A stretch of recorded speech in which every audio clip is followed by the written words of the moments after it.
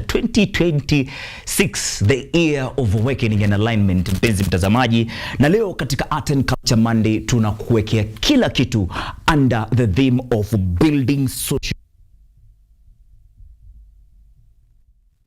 in arts, mentorship and talent development. Show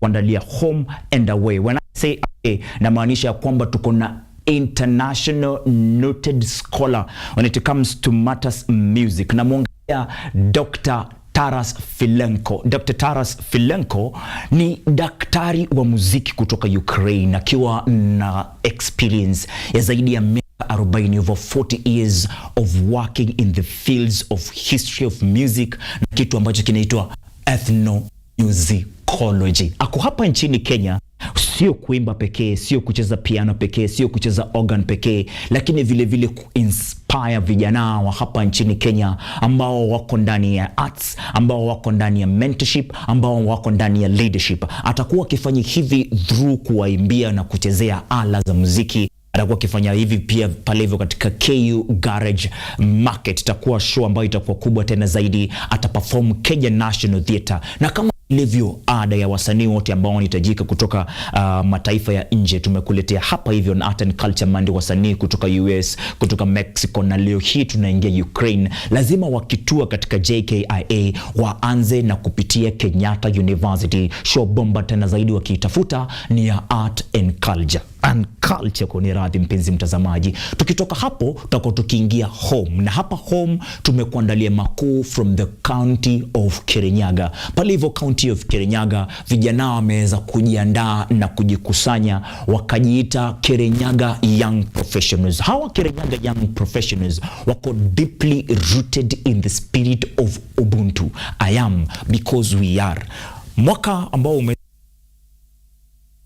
organize chapati forums mingi tena zaidi kutoka Kirinyaga yote. Wameingia Kutus, wameingia Kirugoya, wakaweka chapati fest pale hivyo, na that demand ikaweza kufanya vijana watake kitu ambacho kinaitwa Summit. Na sasa kuna kuja Kirinyaga Youth Summit ambao itakuwa ikikujia moja kwa moja kutoka chuo kikuu cha Kirinyaga University. Hapa hivi ndakuwa nikiungana na chairman Kirinyaga Young Professionals, unamuita Honorable Anthony Murigo, ambaye ni civil engineer kutoka Dedan Kimathi University of Agriculture and Technology Dika tukipenda, na vile vile nitakuwa naungana naye hapa hivi Nicholas Bundi, youth leader kutoka Kirinyaga, na vile vile kiongozi kutoka Kirinyaga Young Professionals. Hapo hivyo nikakuambia hizi vitu zote tunazioanisha katika theme ya building social impact in sustainability through supporting youth in art, mentorship and talent and skills development. Good morning once again.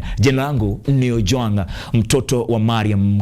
Kenya naye, lakini Kenya wake usio Kenye. Wakati ambapo nakwambia it's time for the youth, nikikwambia it's time for the youth, na kuambia kuhusu believe become, ya kwamba mimi ndiye incoming MCA Kahawa West, nikisema asante tena zaidi. Ndakuwa naungana kwa masaa matatu ya kunyonya utamu wa makala ya Art and Culture, nikiwa naye mwelekezi Gen Z mkubwa tena zaidi, unamuita Director Melton Conchela. On the cameras tutakuwa tunaungana na DOP, unamuita Benson Barack Owino. Bila kusahau on the transmissions tuko na jamaa wa kazi, mzee wa kazi Pato, ukipanda unamuita Maina Patrick, ambaye atakuwa akihakikisha kwamba hapa hivi tunaendelea kufanya mambo kijenzi, lakini bado tuna make sure tunakuweka online ya utamu wa kimilele. Karibu sana. Tunatoka hapa hivi tuingie pale barabarani kwa hisani ya mwelekezi. Tukiingia pale hivi barabarani, mpenzi mtazamaji, ndakuwa na kuangalia magazeti ambayo tuko nayo, tuangalie hivyo vichwa vya habari, alafu tukitoka hapo hivyo tutakuwa tukiangalia hali ya anga vile ambavyo iko, kwa sababu but parts of Nairobi zimeweza kunyesha usiku wa kia leo, zingine hazijanyesha, kwingine kumekuwa kubwa. Tutaangalia hayo yote hapo, na tukitoka hiyo barabarani tutakuwa tukikuangalia wapi kuna jam, wapi hakuna msongamano, wapi utapita, wapi usidhubutu. Karibu katika Art and Culture Monday.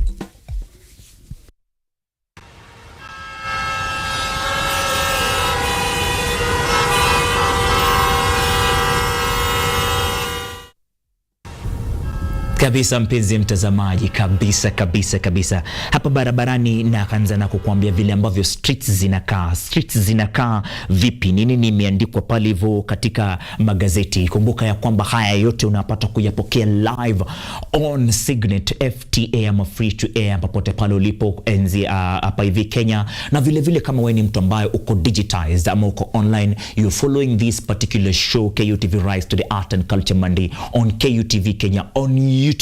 My director of social media pale ma digital services unamuita Sharon ako ange tena zaidi kuhakikisha kwamba the live stream is on pale hivyo YouTube, na vile it's live on Facebook KUTV station. Magazeti ambayo nimekushikia ni pamoja na gazeti la Taifa Leo, na gazeti la Taifa Leo limeandikwa na wino ulio rangi nyeusi, rangi ya orange pale hivyo, wakiongelea kuhusu orange imeandika na rangi nyeusi wakisema kimeumana ODM.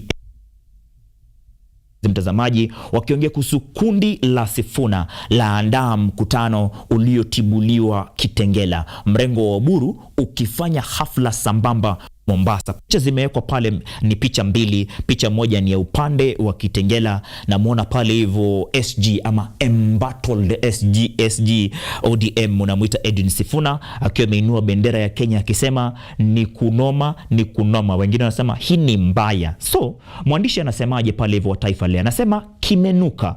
Mkutano wa Sifuna maarufu kama Linda Mwananchi uliovutia umati mkubwa ulivurugwa kwa vitozi, machozi na ghasia, huku kinara wa ODM Oburu aliyeongoza hafla ya Linda Ground eneo la Tononoka akisisitiza kuwa katibu wa chama hicho ni Catherine Omanyo wala si Sifuna aliyemtaja kama katibu wa mahakama.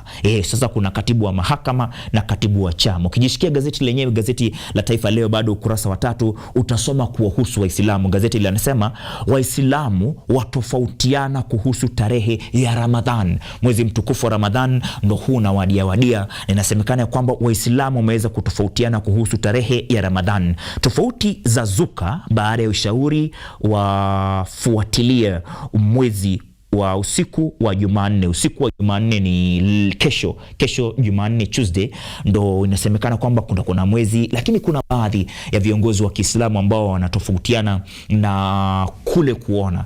Ukurasa wa 2 na wa 5 mpenzi mtazamaji, utasoma kuhusu ba la njaa.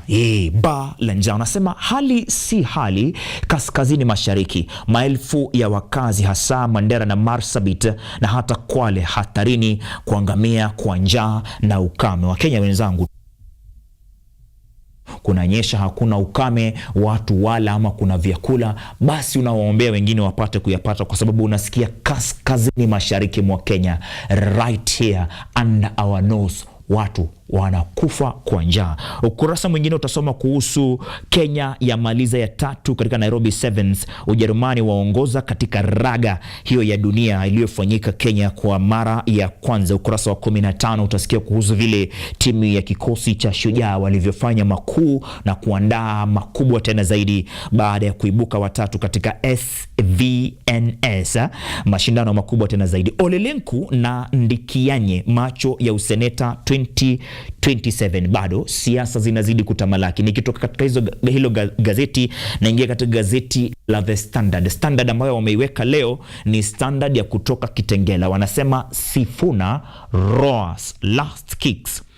The international fracture in ODM, pitting interim leader Oburu Oginga against Secretary General Edwin Sifuna, played out in political rallies as the embattled SG yesterday drew humongous numbers in Kitengela, Kajiado, a site that would excite even seasoned politicians. 400 kilometers away at the coast, which is considered an ODM stronghold, Oburu was surrounded by a paltry crowd, leaving questions as to which side carries the true spirit of ODM, a party known for populism and crowd pulling. Ni taarifa ambayo imewekwa katika ukurasa wa 4 na ukurasa wa 5. Uliweza kumsikia palivo deputy party leader. Kumbuka chama hiki cha ODM kiko na deputy party leaders watatu. Mmoja anatoka ngome ya Pwani, ngome ya Coast, unamuita Abdul Samad Sharif ambaye ni gavana wa Mombasa. Vile vile iko na deputy party leader mwingine ambaye ni gavana wa Kisii, unamuita Simba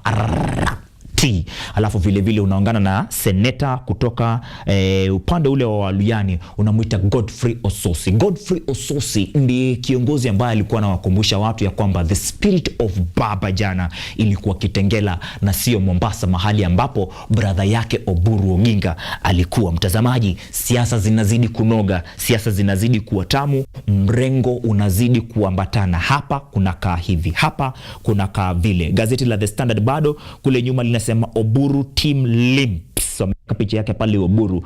Masuala ya afya, gazeti hili la The Standard limeweza kuongelea kuhusu the crisis fueling drug resistance. Ukiweza kujishikia gazeti la The Standard on health and sciences, utasoma kuhusu from pharmacies to hospitals, trial and error, prescribing and self-medication are enabling resistance pathogens to spread silently, turning routine infections into prolonged, costly and increasingly deadly emergencies. Ukurasa wa 4 na wa 5 The Standard wameandika hapo hivyo na handwriting ndogo sana. Natoka hapo hivyo naingia gazeti the Daily Nation. Daily Nation unaongea kuhusu lile baa la jana ambalo tulikuwa tumeliongelea katika gazeti la Taifa Leo. Ndo story ambayo wameipatia kipao mbele pale hivyo wakisema starving amid plenty. Starving amid plenty. The Daily Nation wakisema kuhusu the crisis. Official data shows 810,000 children face acute malnutrition. Wanaongezea kusema it's a national disaster as a tale of two Kenyas has emerged, with thousands staring at death due to famine ravaging parts of the country, particularly northern Kenya, where emaciated Kenyans and dying livestock should prick the conscience of a nation that is carrying on with the business as usual. Officials say an estimated 3.3 million people across 16 countries are facing starvation, yet in some other regions such as Mount Kenya and Eastern, a glut in production has food rotting away on farms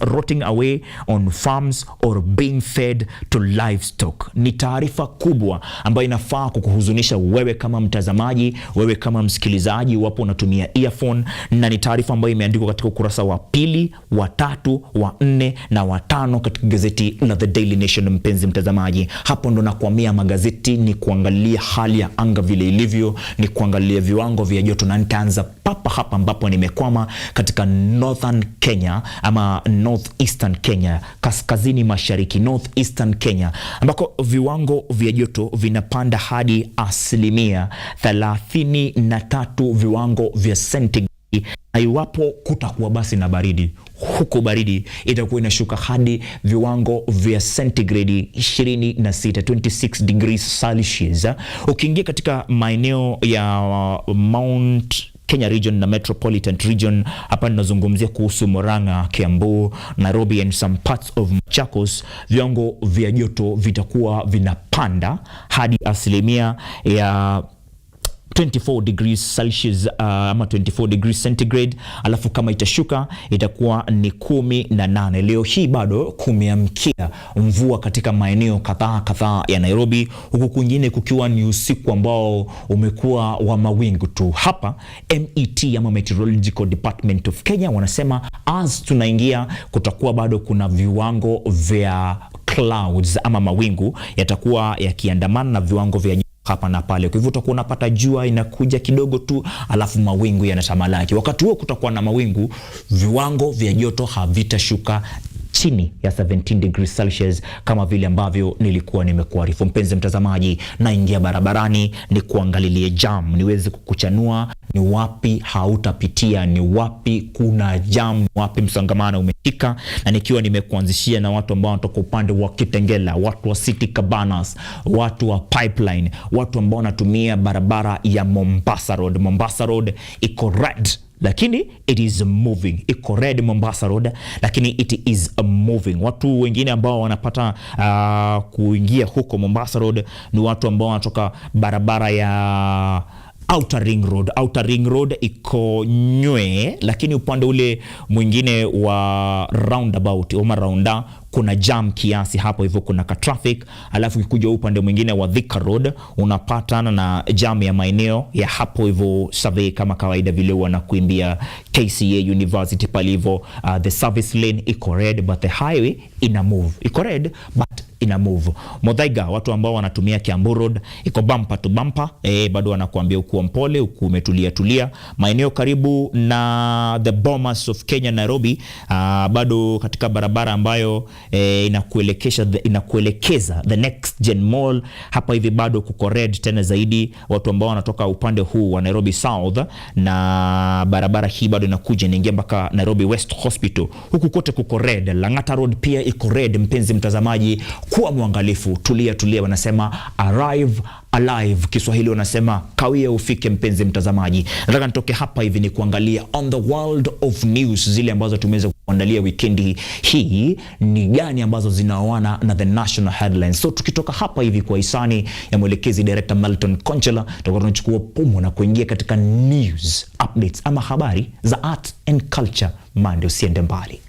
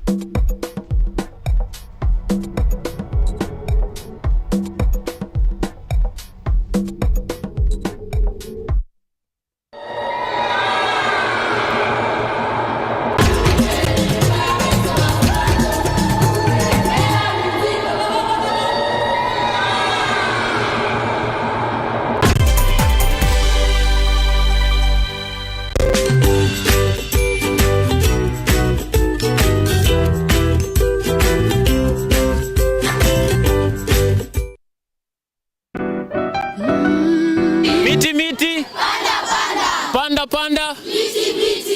Our planet's future is in our hands. However, there is a threat to the brightness of this tomorrow. On EarthCheck, we share the challenges, the solutions, and the hope. I would call this a very momentous day, a very critical day. Every episode, every story, every step we take creates a ripple. Join me, the environmentalist Emmanuel Kutosi, on KUTV every Wednesday at 8 p.m. and be part of EarthCheck. Welcome.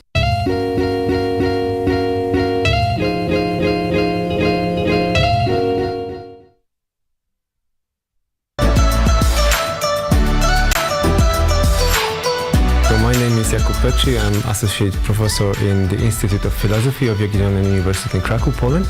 And I'm the main coordinator of the Cafe project, which is being here hosted by Kenyatta University. My name is Ewa Hudoba.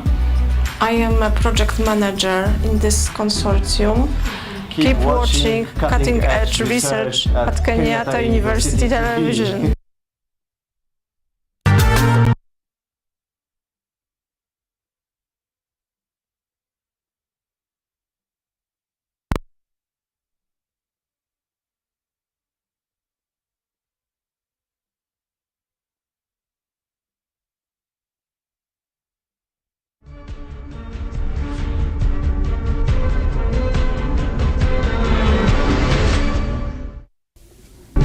Kabisa mpenzi mtazamaji, ikiwa imekatika saa 1:50 tunaanza katika habari za art and culture man right here on KUTV Rise Today, na tunaanza na taarifa kuhusiana na upinzani, na ni papa hapa katika constituency ya Roysambu. Hebu sikiza. Muungano wa upinzani umesema kuwa leo utafika katika ofisi ya Inspector General wa polisi Douglas Kanja kuuliza kuhusu hatua ya uchunguzi wa shambulizi la hivi karibuni katika kanisa la Witima Othaya. Haya yaliweza kuelezwa na kiongozi wa chama cha Democracy for Citizens Party DCP Rigathi Gachagua ambaye alikita kambi katika eneo la Roysambu hapo jana. Hebu tazama.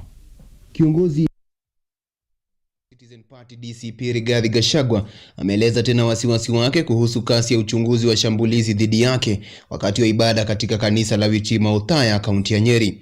Kulingana na Gachagua, mwisho wa muda ni tarehe 16 na Inspector General wa polisi Douglas Kanja lazima awasilishe matokeo ya uchunguzi ili kuepuka maandamano. Kesho tutarudi kwa Inspector General of Police. Tulikuwa huko 2 weeks ago tukitaka kujua nani alipiga kanisa na kwa nini hajashtakiwa. Tomorrow at 10 a.m. all of us will go back kwa Inspector General atuambie wale walipiga kanisa ya Kristo wakaumiza akina mama na watoto, kwa nini wajapelekwa kotini. We'll do that tomorrow. Gachagua amehoji uhuru wa mamlaka za usalama akidai kuwa licha ya kuwepo kwa ushahidi unaowaunganisha wahalifu na eneo la tukio, maafisa wa polisi na vyombo vya uchunguzi wanaonekana kusita kuwakamata. Ile vita tumeona kanisani hasa ya PCA, we were attacked in PCA Mweki, we were attacked in PCA Kariobangi, we were attacked in ACK Witima, and that attack of Witima reminds us of the 2007 attack on Kiambaa Church. Government, uchunguzi umemalizika na tunajua all the officers who attacked us in Witima have been placed on the scene. Kwa member of parliament walienda kukula chakula baada ya kupiga kanisa inajulikana, lakini tunaona there is reluctance to forward the file to the DPP washtakiwe. Taarifa hii inafuatia wiki mbili baada ya muungano wa upinzani kumkabili Inspector General Douglas Kanja katika jengo la Vigilant House jijini Nairobi kuhusu vitisho vinavyodaiwa kuelekezwa kwa raia wa Kenya na viongozi wa upinzani. Kutokana na matukio ya hivi karibuni yanayowalenga watu wa upinzani ikiwemo kuvurugu kwa mikutano ya Gachagua na ibada za kanisa, kundi hilo lilisisitiza umuhimu wa usalama wa umma na ulinzi wa uhuru wa kidemokrasia wakati wa mazungumzo hayo. Niambie serikali, until those people have been prosecuted, the Church of Christ cannot forgive the government. Wapeleke hao watu waliumiza sisi kanisani. Kwa sababu hiyo maneno ya kanisani, attacking a place of worship is a terrorist act, and all those who attacked Witima Church and other churches are terrorists, and they should face the law because that is the right thing to do. Gachagua ambaye baadaye alizungumza na umma ameendelea kuweka shinikizo kwa upinzani akisema kuwa bosi wake wa zamani anawadanganya wa Kenya na kuwa ni wakati wa uongozi mpya kuchukua usukani. Edward Nyamo, Runinga KU. Kabisa mpenzi mtazamaji, tunatoka Nairobi Roysambu tunaenda fululiza vivi mpaka Mombasa. Kule nini kinaendelea? Ni chungwa bado na siasa za chungwa. Hebu sikiza. Siasa za Orange Democratic Movement ODM zimeendelea kuchukua mkondo mpya kadri tunavyokaribia uchaguzi ujao, huku kuondolewa kwa Edwin Sifuna kukionekana kutikisa chama hicho. Wakiwa katika kaunti ya Mombasa, uongozi wa ODM ukiongozwa na Seneta Oburu Oginga uliwataka wafuasi wao kuunga mkono serikali ya Kenya Kwanza wanapojiandaa kuingia katika mazungumzo ya kutafuta mgao mkubwa zaidi serikalini kuelekea mwaka wa 2027. Wakazi na viongozi wa Mombasa walipendekeza kuteuliwa kwa Ali Hassan Joho kupeperusha bendera ya ODM katika mazungumzo hayo, wakisema kuwa ni wakati wa eneo la Pwani kupewa nafasi. Kinyume na hayo, katibu mkuu aliyeondolewa Edwin Sifuna alikuwa Kitengela ambako ameendelea na harakati zake za kupinga kufurushwa kwake chamani. Raila left us in a broad-based arrangement, in a broad-based government. And in the broad-based government, we are moving on, and I have been given mandate by my party to proceed and negotiate with our partners in the broad-based government, and that is to start negotiation with President Ruto. I am soon forming a very strong team of negotiators from ODM. this strong team of negotiators for ODM are going to negotiate on all issues concerning wananchi. We have our 10-point agenda. That one is being implemented, and our role is only to monitor its implementation. Tutalinda ground na tutalinda wananchi. Na yale mambo yote baba alikuwa anaelezea na anayapeleka mbele, tutaendelea kuyapeleka mbele. Chama kikishaamua ni Oburu ama sivyo, wakati wetu utafika ama namna gani? Wakati wetu tutafanya nini? Wakati wetu tutafanya nini? Naambia elewe. Sahi twamunga Daktari Oburu Odinga, twamunga hata William siku za usoni. Uko mbele uko mbele. Wazoee kusema Rais Hassan Ali. Sisi tukiongozwa na kiongozi wetu, party leader wetu Dr. Oburu Oginga, tumekaa katika kamati kuu ya chama na tumesema ya kwamba mwaka huu tutaanza mambo ya mazungumzo.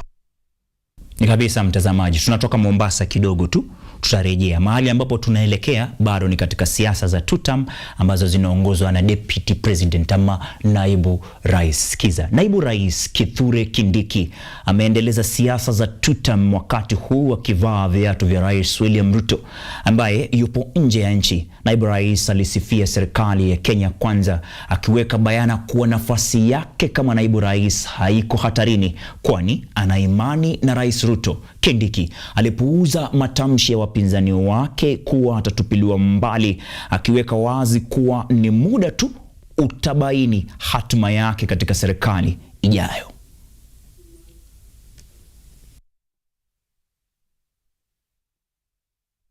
Huku ati wanasema iko maneno ya wasiwasi huku. Nyinyi nawauliza, si mnajua hii serikali mimi ndio namba 2 kwa hiyo serikali? Ni kweli si kweli? Ni kweli si kweli? Sasa nauliza, hao watu wanaongea kama utukunya na rukunyota mbaka nyoro. Mimi nataka niseme hivi watu wetu. Mimi nataka kuwaambia mrelax. Mimi nataka kuwaambia mfanye nini? Mfanye nini? Na musiletewe wasiwasi na mambo madogo yale watu wanaongea, watu wa siasa. Mimi ndio deputy president wa Kenya, na hii kiti hakuna mahali kinaenda. Na tukitoka hapa hakuna kurudi nyuma, ni kusonga mbele. Niseme. Kabisa, anaitwa Profesa Kithure Kindiki. Ukitaka unaongeza jina Abraham. Anasema haturudi nyuma. Sisi tulikuwa tumekuahidi kwamba tutarejea Mombasa. Kwa hivyo tunatoka siasa tuelekee sasa kuhusu mambo ambayo yanakuhusu zaidi wewe kama kijana. Sikia, viongozi wa jamii ya Mijikenda katika kaunti ya Kwale wametoa wito kwa serikali kuimarisha juhudi za kupambana na dawa za kulevya, huku wakikashifu vikali matumizi ya mihadarati miongoni mwa vijana wa umri wa miaka 13 na miaka 14. Viongozi hao vile wametaja ongezeko la magenge ya uhalifu katika eneo la Pwani. Serikali imetikia wito wa kuchukua hatua, huku viongozi wa Mijikenda kaunti ya Kwale wakieleza kuwa ongezeko la vijana wenye visu kando ya pwani linatokana na matumizi ya dawa za kulevya.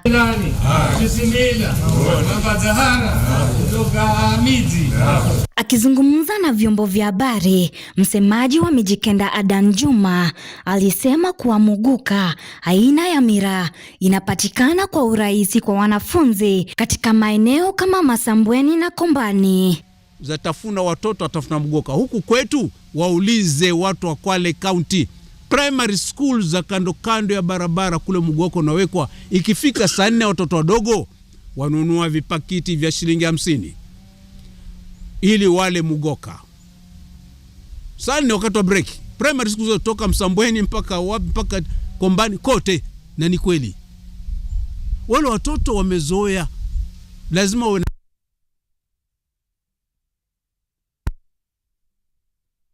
Serikali imetikia wito wa kuchukua hatua, huku viongozi wa Mijikenda kaunti ya Kwale wakieleza kuwa ongezeko la vijana wenye visu kando ya pwani linatokana na matumizi ya dawa za kulevya.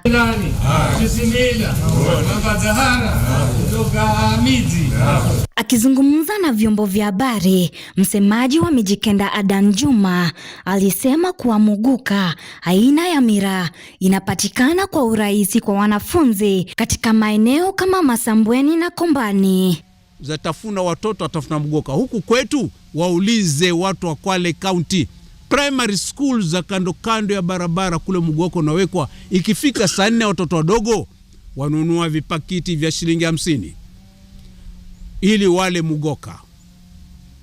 Saa 4 wakati wa break. Primary schools kutoka Msambweni mpaka wapi mpaka Kombani kote, na ni kweli. Wale watoto wamezoea, lazima wawe na shilingi 50 wanunue mugoka. Wakikosa wako tayari watafute vipanga nini.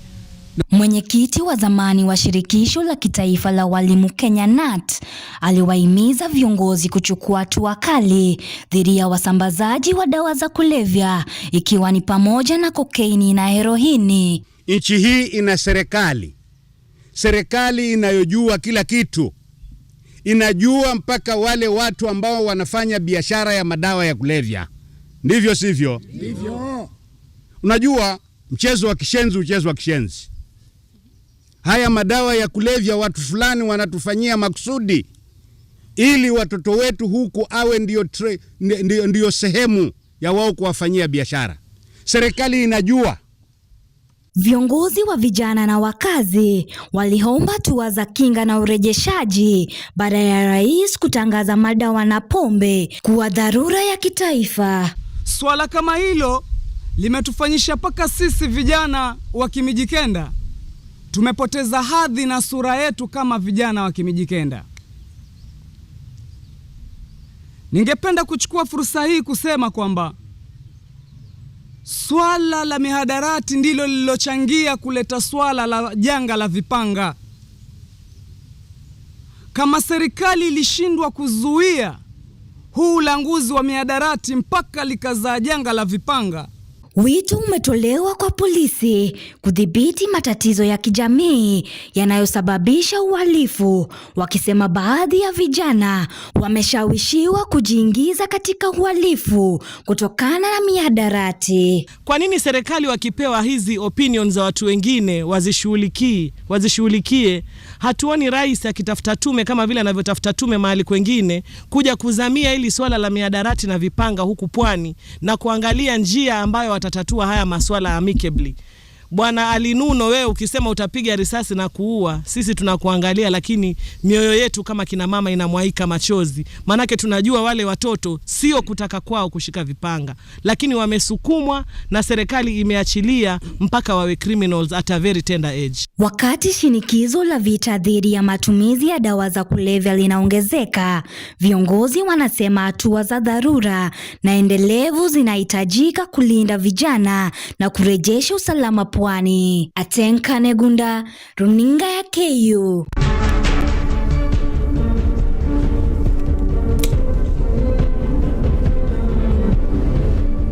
Kabisa mpenzi mtazamaji, tunakuamia hizo taarifa za habari hapo ni taarifa ambazo ukiziangalia vizuri zinaoana na yale ambayo yamekuwa on the headlines today, whether kutoka pale hivyo kwa siasa ama ni kwa masuala ambayo yanatuhusu sisi kama vijana, masuala ambayo yanahusu mihadarati, masuala ambayo yanahusu jinsi ambavyo tunaweza kuwa protected kutoka kwa mihadarati, na haya yote ni mambo ambayo unaweza kuyafuatilia katika wa subsequent bulletins kila siku ya wiki, ikiwa ni Monday to Friday saa 12:30 lugha ya Kiswahili mizizi ya habari, saa 3 lugha ya Kimombo prime time news, na kama ni weekendi mizizi weekendi na weekend prime. Leo hii show nataka nitoke hapa hivi ninge kipindi kifupi tu cha mapumziko, nikirejea tuendeleze kuunyonya utamu wa art and culture Monday, utamu ambao tumeweza kukita katika theme ambayo tunasema ni building social impact building social impact in sustainability through youth mentorship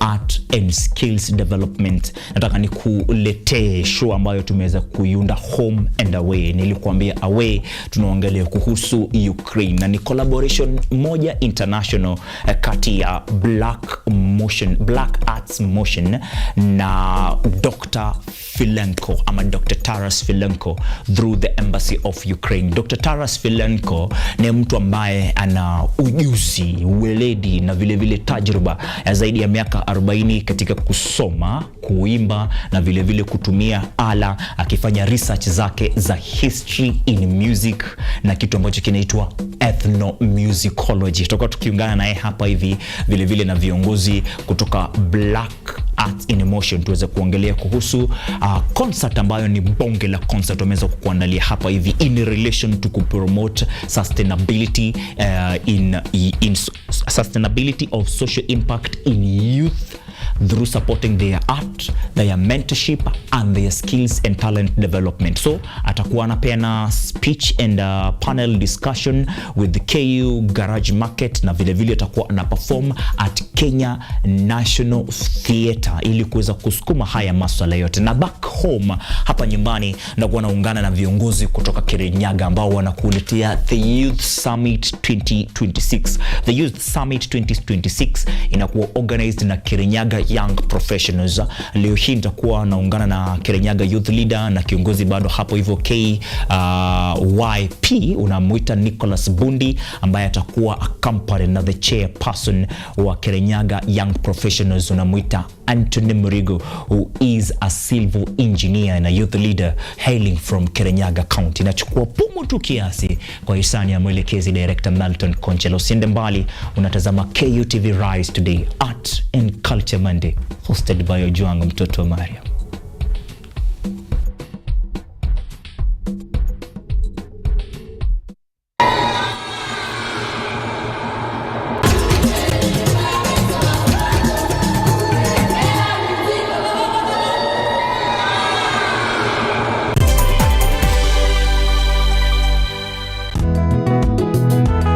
Msimu mpya, uso mpya, nguvu mpya bila shaka na ari mpya.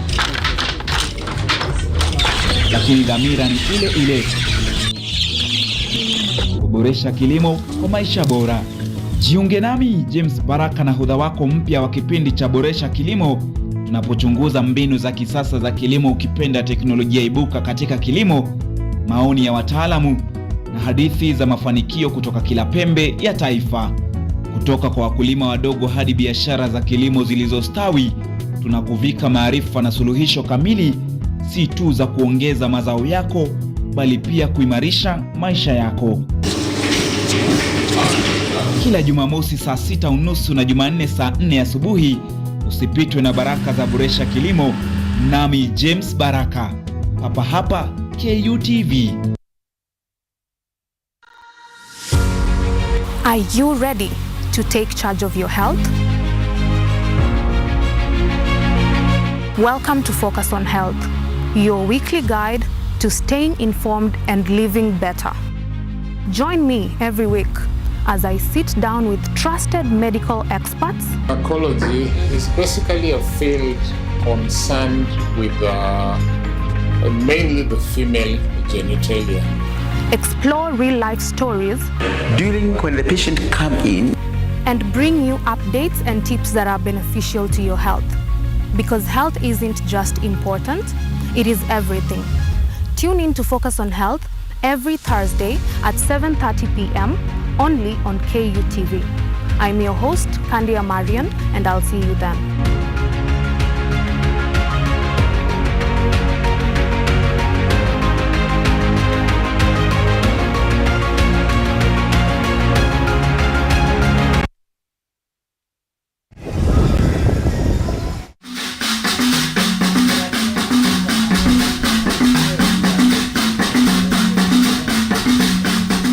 Ninakukaribisha rasmi kwenye mitindo ya kipwani, kipindi kinachokuza utamaduni wa kipwani, nikikuletea mazungumzo ya moja kwa moja na wataalamu, vyakula vilivyopikwa na kukorombezwa, viungo mwake vya kipwani, ngoma zetu za asilia za Kimijikenda, bila kusahau tarabu na chakata. Yaani wanawake Uswahilini watakuwa wakinengua na kuzungusha viuno kama panga boy za trekta ndani ya mitindo ya kipwani KUTV, ukiletewa moja kwa moja kutoka Salama Bling Beach Resort kila Jumamosi saa 10 jioni na Jumapili saa 4 usiku, ukiwa nami mtamu wako zaidi ya asali. Mimi naitwa Waridi Tamu. Mpenzi mtazamaji, usipitwe na matamu.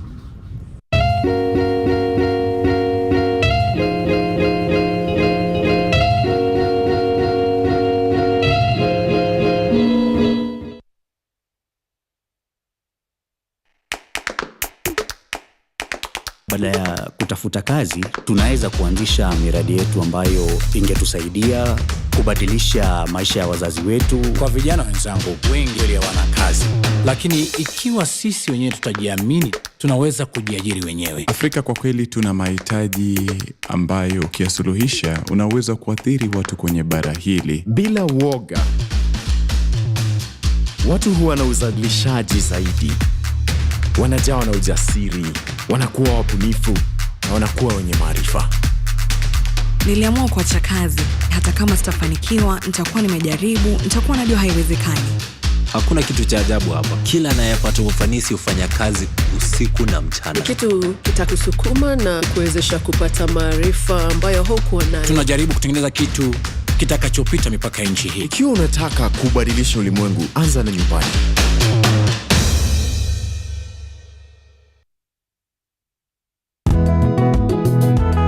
Msimu mpya, uso mpya, nguvu mpya, bila shaka na ari mpya. Lakini dhamira ni ile ile: kuboresha kilimo kwa maisha bora. Jiunge nami James Baraka na hodha wako mpya wa kipindi cha Boresha Kilimo, tunapochunguza mbinu za kisasa za kilimo, ukipenda teknolojia ibuka katika kilimo, maoni ya wataalamu na hadithi za mafanikio kutoka kila pembe ya taifa. Kutoka kwa wakulima wadogo hadi biashara za kilimo zilizostawi, tunakuvika maarifa na suluhisho kamili, si tu za kuongeza mazao yako, bali pia kuimarisha maisha yako. Kila Jumamosi saa 6:30 na Jumanne saa 4 asubuhi, usipitwe na baraka za Boresha Kilimo, nami James Baraka, hapa hapa KUTV.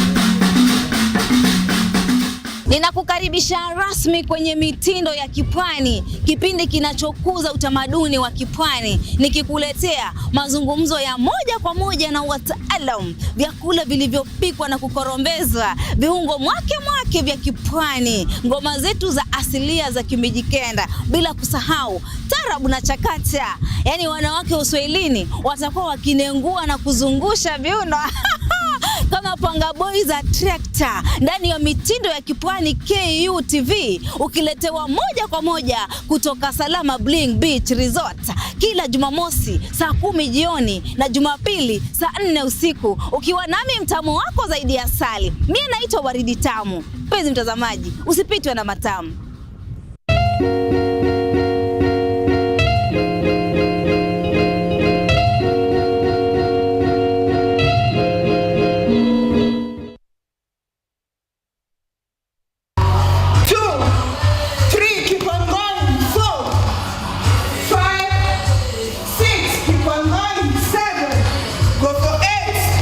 Give me 9, 10 more to go.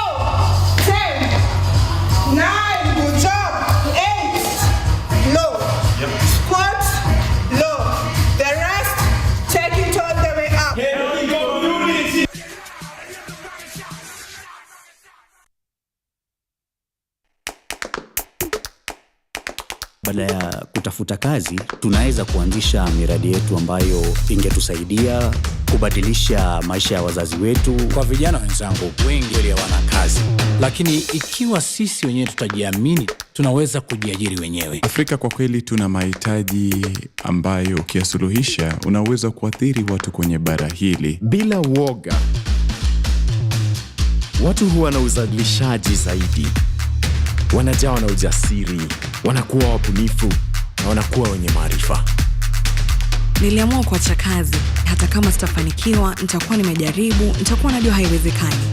Hakuna kitu cha ajabu hapa. Kila anayepata ufanisi hufanya kazi usiku na mchana. Ni kitu kitakusukuma na kuwezesha kupata maarifa ambayo hukuwa nayo. Tunajaribu kutengeneza kitu kitakachopita mipaka nchi hii. Ikiwa unataka kubadilisha ulimwengu, anza na nyumbani.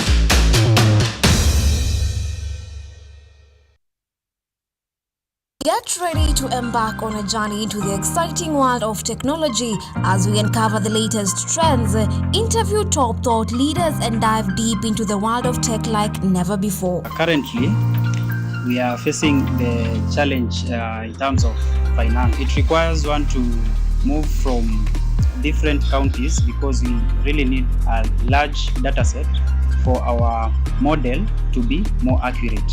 In this new and exciting series of the Technovation Show, join me, Yvonne Kimuma, every Monday 8:30 p.m. for a fun and thrilling experience as we explore the cutting-edge developments, meet visionaries driving change. Somebody who is in the underground mine doesn't know the presence of those gases. So there are a lot of gases involved. There is methane, there is carbon monoxide, and there's also hydrogen sulfide. These gases actually, they are very dangerous and they're very toxic. And discover the endless possibilities of the tech world.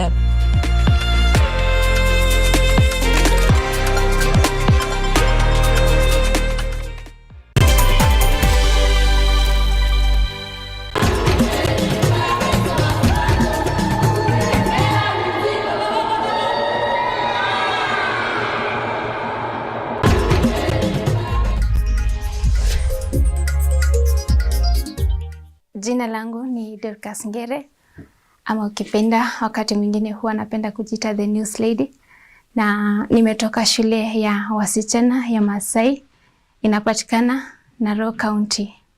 Shule yangu inajulikana kama shule kuu katika kaunti yetu ya Narok kwa sababu ya tuseme kwa apart from the academics, inajulikana kwamba ni shule ambayo inashikilia culture. They do so well in co-curricular activities like music, drama and the others. Mwalimu ni mwalimu chifu principal ambaye anaitwa Cecilia Teka, na rafiki yangu mwalimu ni Madam Faith Rona pamoja na Rachel Sintamei, na mwanafunzi rafiki yangu wa karibu anaitwa Becky Kilesi. Tuko na darasa moja, na mimi nimekuja kama journalism club, na ni mara yangu ya pili, kwa maana ni mara yangu ya pili kuzuru katika televisheni hii, kwa sababu mara ya kwanza kuna kile ambacho sikuwa nimekielewa vizuri, ndio nikakuja kujua zaidi wakati huu. Na kile ambacho nimejua ni kwamba kwa editing nimejua kwamba kabla news ifikie hapa kuna mahali ambayo inapitia ndio iweze kufikia hapa na iweze kuonekana live kwa TV. Kwa mara nyingine, Rais William Ruto amewasuta wapinzani katika ziara ya ukaguzi wa miradi ya makazi ya bei nafuu jijini Kisumu. Ruto aliwashutumu kwa kusambaza siasa za migawanyiko na kukosa ajenda za maendeleo. Rais alitoa kauli hizo akiwa na waziri mkuu wa zamani Raila Odinga na kuwataka Wakenya wajikite katika umoja na maendeleo ya kitaifa. Chama cha Democracy for the Citizen Party DCP Cleophas Malala amewapata afueni ya muda baada ya mahakama kutoa agizo ya kuzuia kukamatwa kwake.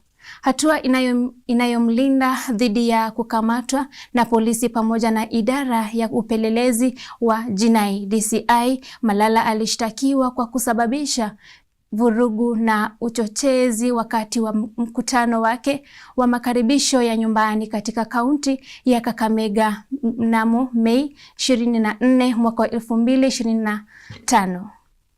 Naam, kile ambacho mjajua labda ni kidato. Mimi ni wa kidato cha 4.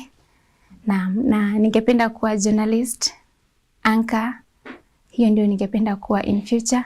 Na pia nimeiona shule ya Kenyatta University na nimeipenda. Na acha nichukue fursa hii kuwashukuru watazamaji ambao wameacha kazi zao na kutazama runinga ya KU.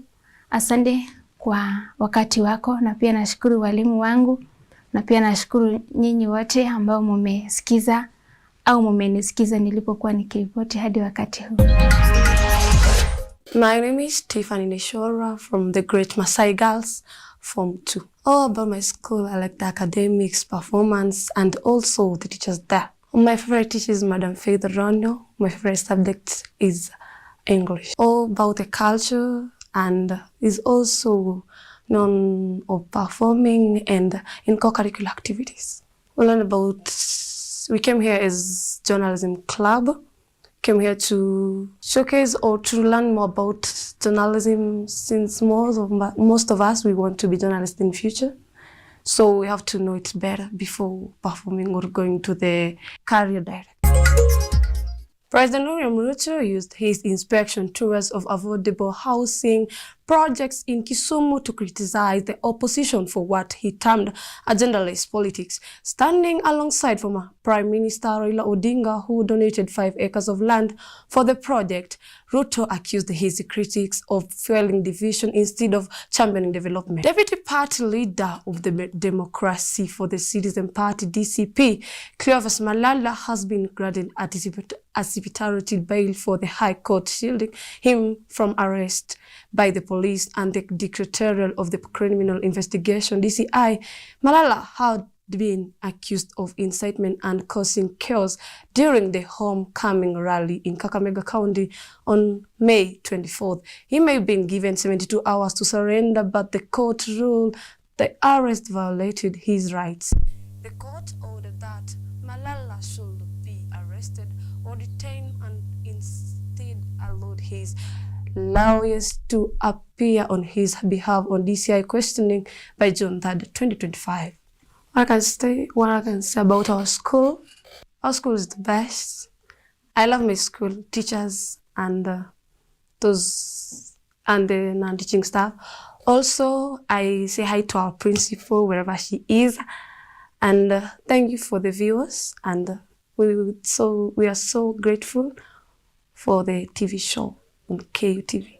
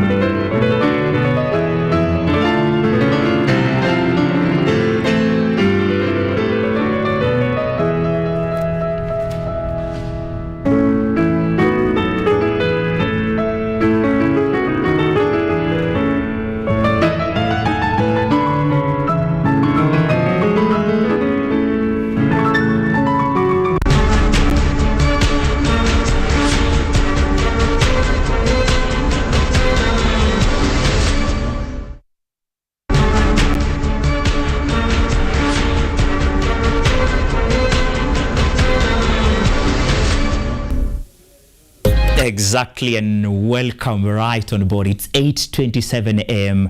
from East African time. We're coming to you live still from Kenyatta University, the best university in Kenya. The show is KUTV Rise to the Art and Culture Monday. And you've just been hearing Rhapsody, that classical, smooth, sweet elegance, elevating your mind, making your heart vibrate in that frequency of Art and Culture Monday, is from Ukraine by an artist or composer known as Lysenko.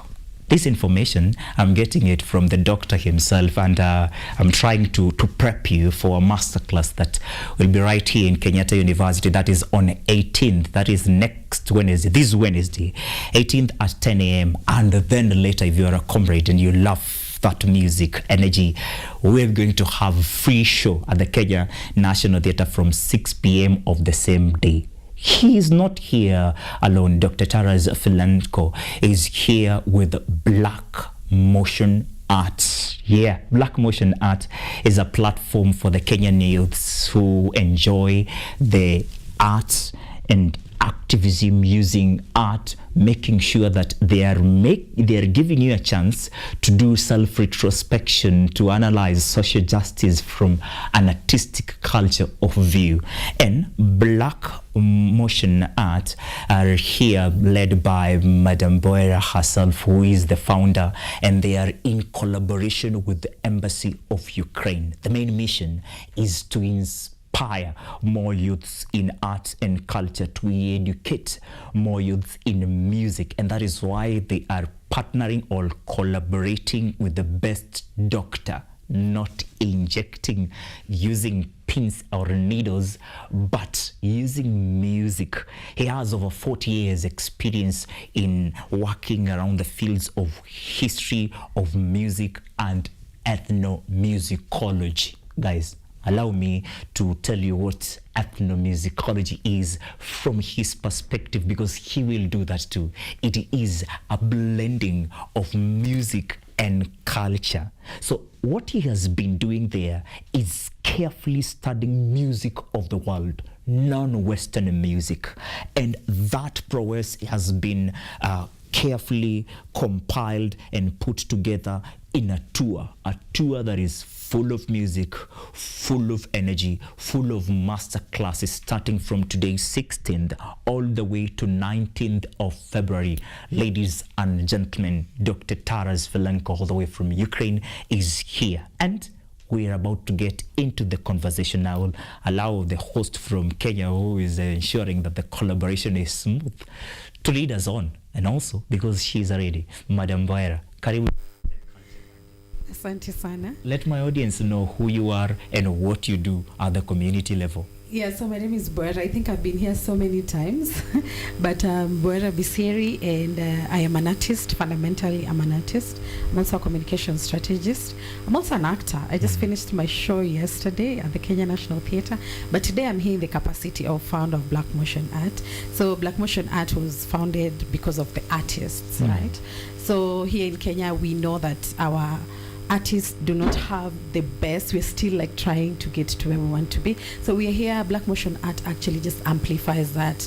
We speak for the, for the artist to get what is right for them, and even to just be able to expose aspiring artists, especially the youth, to avenues where they can have their talent to grow and all. And also, we do activism via art.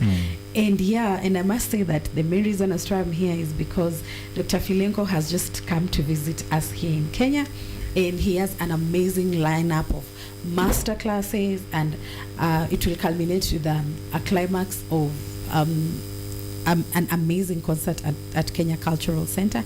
And I just want to speak to my fellow youth to come and attend these master classes, because they're going to be somewhere, and I'm sure he will say more. And besides that, he's going to do some good music for us. To do some good music. We've just had a taste of the classicals, and I'm so honored, ladies and gentlemen. You've heard Madam Boera is a youth, I'm a youth, and this is for the youth, not done by the youth alone, but we are here to ensure that we are giving you that international masterclass, and this is just the beginning. If you want to experience more, you have to be in Nairobi. You have to come to Kenyatta University. I'm honored that this collaboration is happening together even with the best university in Kenya, meaning you will be able to meet more youth, and this youth that you will meet, they will take this social impact more at the community level. Black Motion are an example of what Kenya can produce. Dr. Taras, good morning. Good morning. From all these countries that have made you not only a scholar, a teacher, and a performer, but an inspiration to us as the youth, who would you say is Dr. Taras Filenko? First of all, I'm very thrilled and pleased and honored to be here, because I've been told about your school as one of the best schools in country and maybe beyond, and I'm very happy to collaborate with an agency and artistic agency that promote culture, music, youth within our social justice and development overall. My name is Taras Filenko. I was born in Ukraine. I'm a music educator, I'm musicologist, pianist, organist, choral conductor, and ethnomusicologist. I think that for us, in our days, we have to understand each other better than our predecessors. First of all, we live much closer than we expect with our cell phones, with our YouTube canals, etc. And I came here to Africa. I was yesterday in Uganda. I'm at your studio today. In several days, I will be in Mozambique, Malaysia, and other places, Congo. But I think that Kenya is deep in my heart. First of all, when I graduated with my PhD from American University, my advisor was very famous composer Akin Yuba from Ghana. And my second advisor, also one of the most prolific and important musicologists and musician, Nkabene Nketia. And I think that they kind of planted the seed of beauty of African music and culture in my heart. I taught about African music several years, and I'm trying to establish connections between Ukrainian musicians, artists, theater producers, and Kenya. For me, it's a very special moment in life, because as you know that Russia invaded Ukraine, and it's a horrible war right now in Ukraine. And this war not only for land, for grab of resources, but it's a war of ideologies and cultures. So Ukrainian culture in a dire situation, because they're trying to exterminate Ukrainian culture, ethnic identity. And for this reason, I brought to the world right now the best that we can offer is our cultural depth and beauty.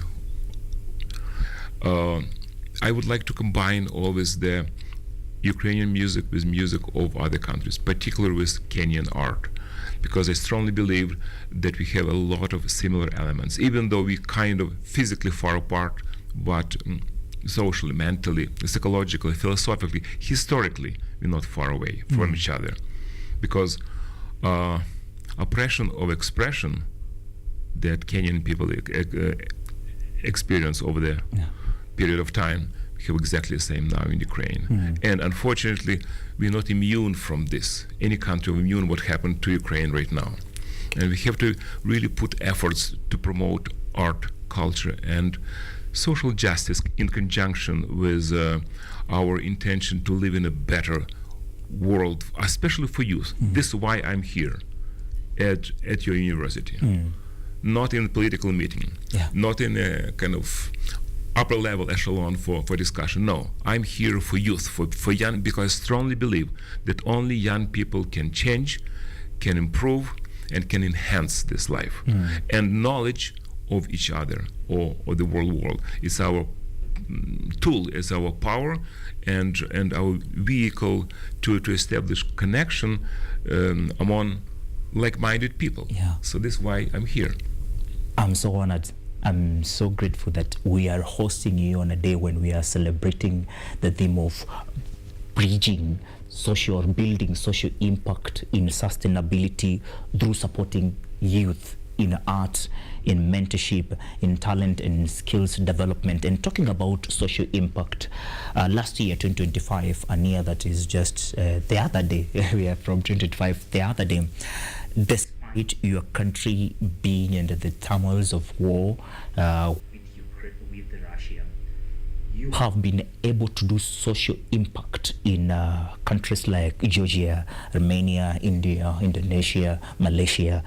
Please let our Kenyan audience know about the social impact that you did as yourself, Dr. Taras Filenko, as a foundation, and maybe together with the Embassy of Ukraine, all these countries that you are going to teaching music, singing, playing music, the impact.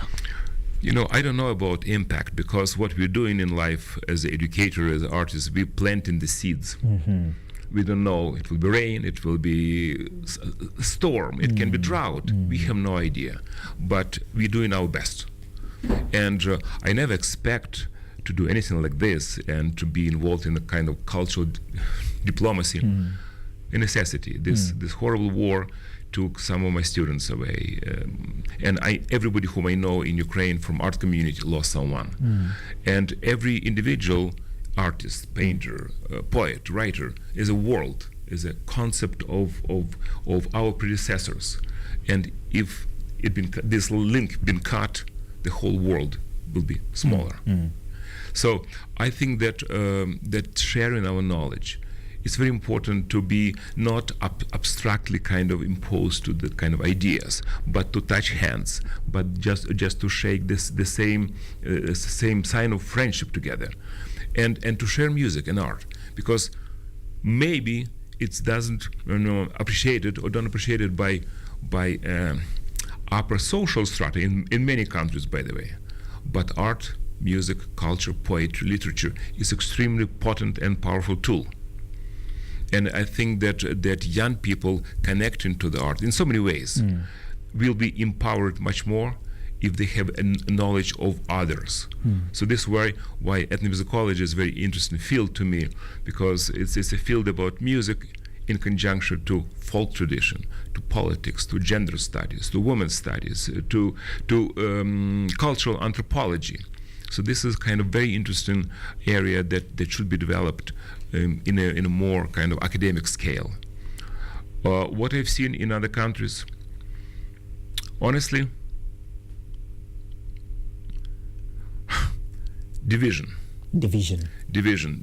over social classes, a separation in every country in the world. It's more and more that 5% is going up, middle and low is going down.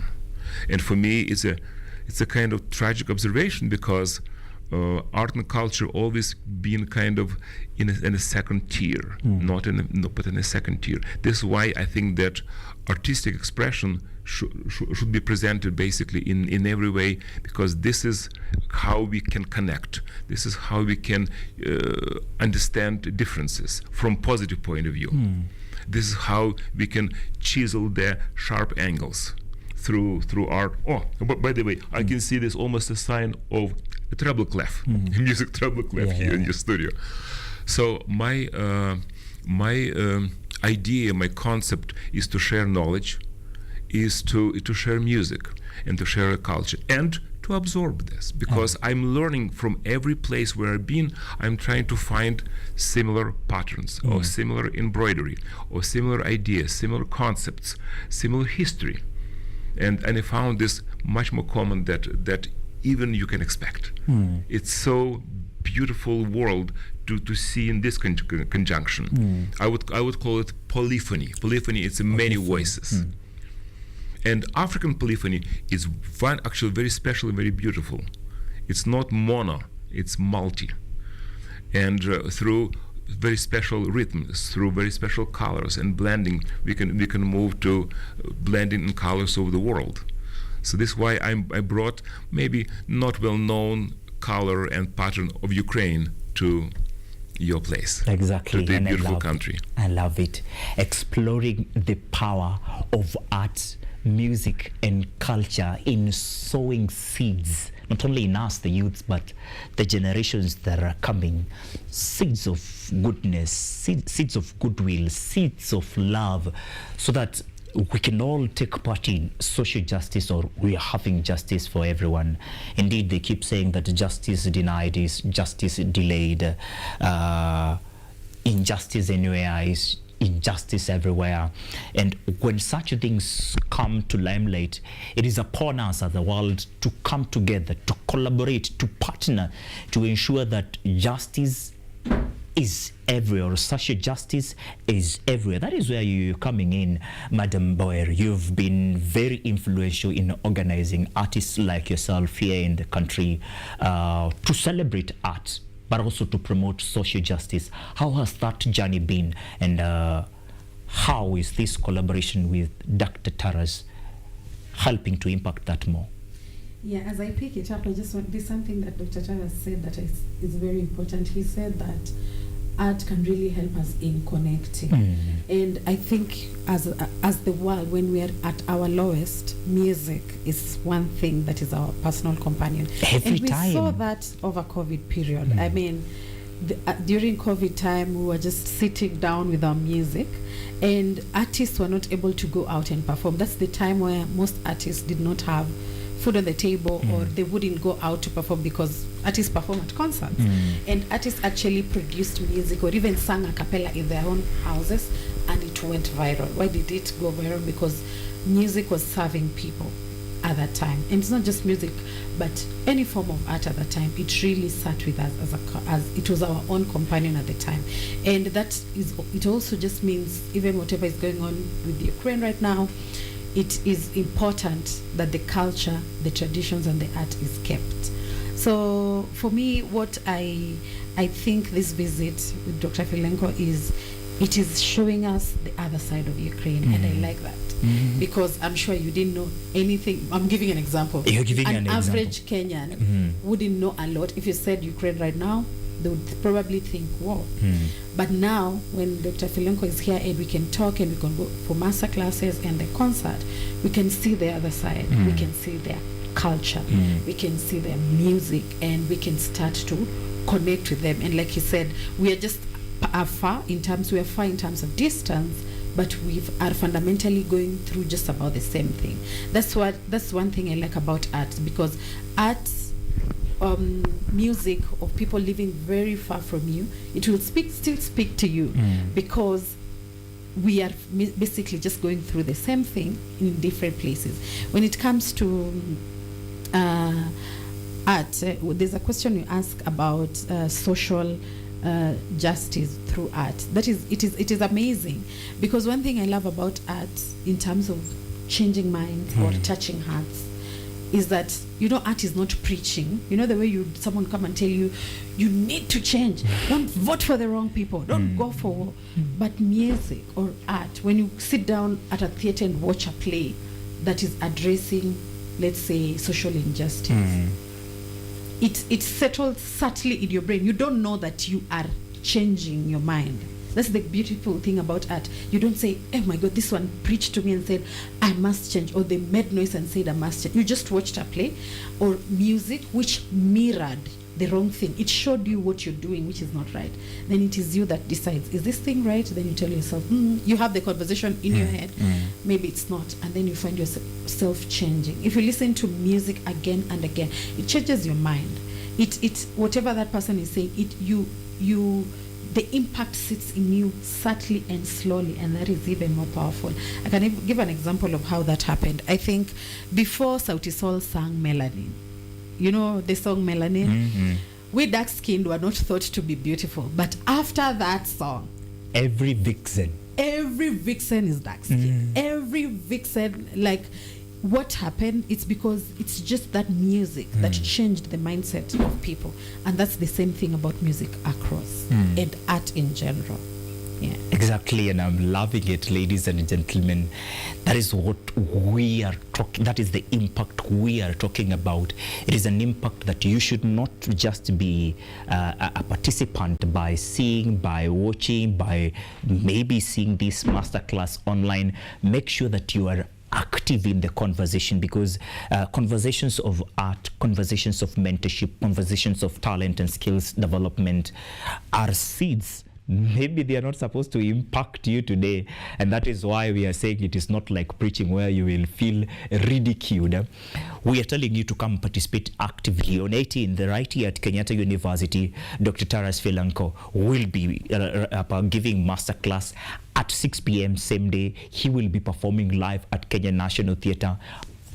On 19th, he will be at the garage. It is a whole week of busyness, of social impact, something that in Swahili we call mikiki mikiki. Kila siku ya wiki ni mikiki mikiki. I want us to address this mikiki mikiki and how you've planned out the tour. That's exactly what I've been thinking about this, because almost everywhere where I'm going, my goal is not just to present. My goal is to collaborate and to corroborate the idea of connections. In Kenya, I would have a privilege to have a beautiful modern dancer who would come for this concert, and he's going to make a modern dance with Ukrainian music. I'm going to have a singer. I'm not going to tell you who. I'm going to have even a jazz musician who happened to be ambassador of Germany to Kenya, and he's going to play duet and some jazz with me on Ukrainian subject. I'm going to have also a violin player. So I'm not going to tell you what else. Come and you'll see. But first and foremost, collaboration, contact, enjoyment of the something very special that can be created on the spot.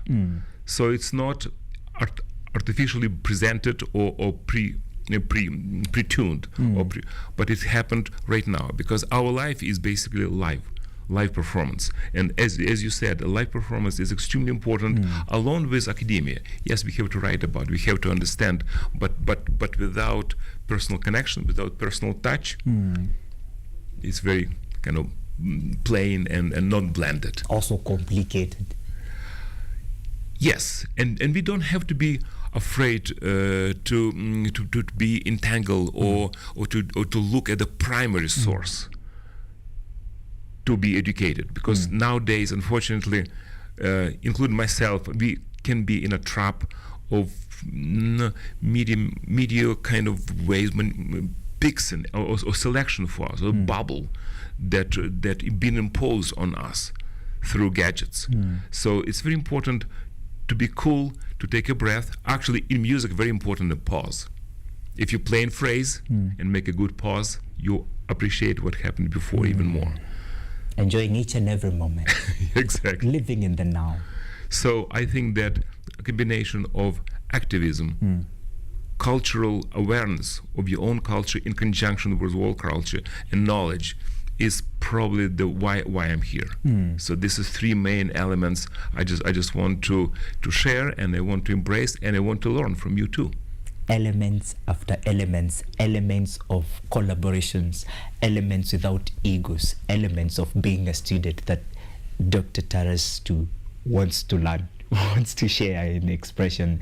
That is why the collaboration is spanning across, having modern dancers in his work, having jazz musicians in his work, having community leaders creating impact, their stories. People are building stories, and they want to use this tour to have more social impact. I want to address SDG 16, Sustainable Development Goal number 16, which talks about peace, strong justice, and strong institutions.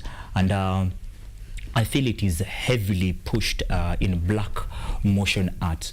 Maybe for someone who would like to work with black motion art or to collaborate with black motion art, how is this process like, and how can that collaboration happen? How did you even meet the leadership of Dr. Filenko, and how are we here? How can we join you? Like I said, we are very much on the ground. we are at the Kenya National Theatre, so we can just be found there. But online, we are online at as Black Motion Art across all platforms, social media, Facebook, Instagram. That's where we are. So that is where you can find us. The Gen Zs can DM us, but you can also email at blackmotionarts@gmail.com for if you want to have any sort of collaboration, with us. Yeah, so that is what you can do. And we usually have master classes all through. And this one, we have one in music. We also have a lot in theater, because we're also theater practitioners. As a person, I'm a theater practitioner as well. So we know very many people who say, I want to be an actor or I want to start singing. I don't know how to do it. So we can be the people that can also just link you up, because what we do majorly sometimes when it comes to that is we get the people that are already established in the industry, like Dr. Filenko here, for example, for this time. And then we bring the people that are trying to get into the industry, and they can have a masterclass. While knowledge is very important here in Kenya, knowing where to go and who to go to is what will take you where you want to go, right? That is how it is here in Kenya. So that's the missing piece that we usually fix, because many artists, their dreams die as soon as they leave high school. As soon as they leave high school, their dreams die. You will find in high school there are a lot of rappers. There are a lot of voices. But immediately after high school, we wonder where did all these artists go to? It's because they don't know where to go. You understand? So after high school, the school would manage it. Utaingia drama fest, or you join the music festivals, or you'll do something. Then when you're done, you don't know really what to do with your talent. And I find many people asking me, oh, I am in Kakamega. How can I, like, I'm an artist, I used to be very good in school. How can I be able to continue? So that is the gap we are trying to close, So we are directing them where to go. And I think even in this case, advanced musicians or people that are also just musicians and are trying to get into the space, this is going to be a very good space for you to learn a lot from Dr. Filenko. So you're invited to come for the masterclass at Kenya Conservatory, which is at Kenya National Theatre, and also to attend the concert. From Black Motion Arts, you are invited to attend these master classes. This morning you've experienced a part of it and how sweet it will be. I want to give them a program of events, how they will go, and then we will dig deep into maybe the events that will happen in these days. Today, 16th, Monday, we are going to have a master class at Strathmore University. Daktari here is very busy. He will be giving a lecture on discussion for choral musicians. So if you are a musician, choral musician, maybe you could be in a group, a band, or a choir, and you want to attend this master class. We've said that all these events are free. I need to put that straight, that all these events are free. So if you're a comrade who is in Strathmore University, please don't worry about the tickets and get passes. You will be able to get him there. He will come there with his team. That is 5:30 p.m. Tomorrow, Tuesday, Tuesday, we'll be doing Ghetto Classics and Dr. Taras Filenko at 11 be giving a workshop with children and young musicians. Remember, we said that this theme is building social impact in sustainability through supporting youth in arts, mentorship, talent, and skill development. So this workshop will be there for children and young musicians. That is at 11 a.m. At 2 p.m. at the Kenya Conservatory of Music, that is on Hariduk Road. Dr. Taras Filenko will be doing piano master classes with the students and faculty. So at this juncture, if you're coming from any university, you're a lover of art, you're a lover of music, or you're a supporter of art, kesho 2 p.m. tokea pale Kenya Conservatory of Music. At 5 p.m. Village Market, we'll be having a concert featuring works by Ukrainian composers. That is where I smile more, seeing literature here, seeing art here, being a mirror. Right now, if you go online and you text Ukraine, maybe some of the things you'll be finding there is President Zelensky being empathetic with the people of Ukraine. But on this other side of the world, East Africa, Kenya, best university in Kenya is ranked by World Times higher ranking twice in a row, 2024 and 2025. we are having Dr. Taras Filenko inspiring youth, planting or sowing seeds of social justice, not condemning us. He has not sung, just sharing his journey with us. So on 18th, we'll be back here at Kenyatta University at 10 a.m. That is the main campus where we'll be having lectures and master classes on ethnomusicology. Remember, this is understanding music and understanding culture. We're also going to have piano performances and interdisciplinary perspectives on music, history, and cultural identity. 19th, we're going to be, at the same day, 18th at 6 p.m, Kenya National Theatre. Remember, Kenya National Theatre is a world of art. If you are there, by the way, and if you've been wondering, how can I participate in such social impact stories? How can I connect with Madam Boera so that I can take part in Black Motion Art to spread that kind of social impact? Maybe on SDG 16, that is supporting peace, justice, and strong institution. Come on this day, 18th February, that is on Wednesday, that is from 5 p.m. at KNT. You'll meet Dr. Tara's team, and you'll also meet Black Motion Art there at the Kenya National Theatre. 19th is the last day of this tour. Daktari, I want us to address the climax of your tour in Kenya. I don't know yet, because everything is in motion, is in black motion. I think that for me, led by black supremacy, as you said, for me is the most important to establish connections. And I'm very glad that you mentioned that you have the right people on the right spot in the right time. This is very important in art, in music, in life. And I'm very happy that we are here today in this wonderful studio, that we can share the same ideas, and also kind of on a polyphony, on the many voices. One of the voice is suppression of expression. Suppression of expression. We have to be aware of this, and we have to present this as an issue in so many ways. And I think that this can be almost like a motto or slogan of my presence here.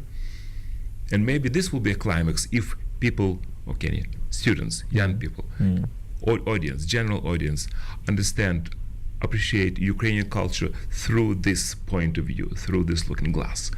It would be my climax of the tour. And I think that for me it's extremely important to see the growth, to see the mutual understanding.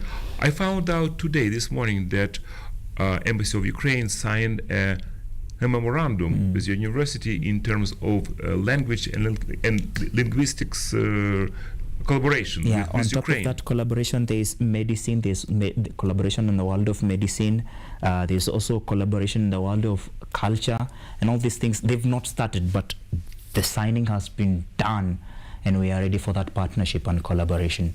And I saw about language and linguistics, because I think that it's also kind of fit in this oppression of expression, because language is a core for our national identity. Language in Ukraine was, and unfortunately is, suppressed by invaders as a culture. Kenya has legacy of this history too. The colonialism, even though it's happened, the scar we bear, our children will have this in so many maybe unseen ways. And our goal is to chisel this, to improve, to make it better. So I think that it would be great opportunity for me to share what I know, and I open to any kind of form of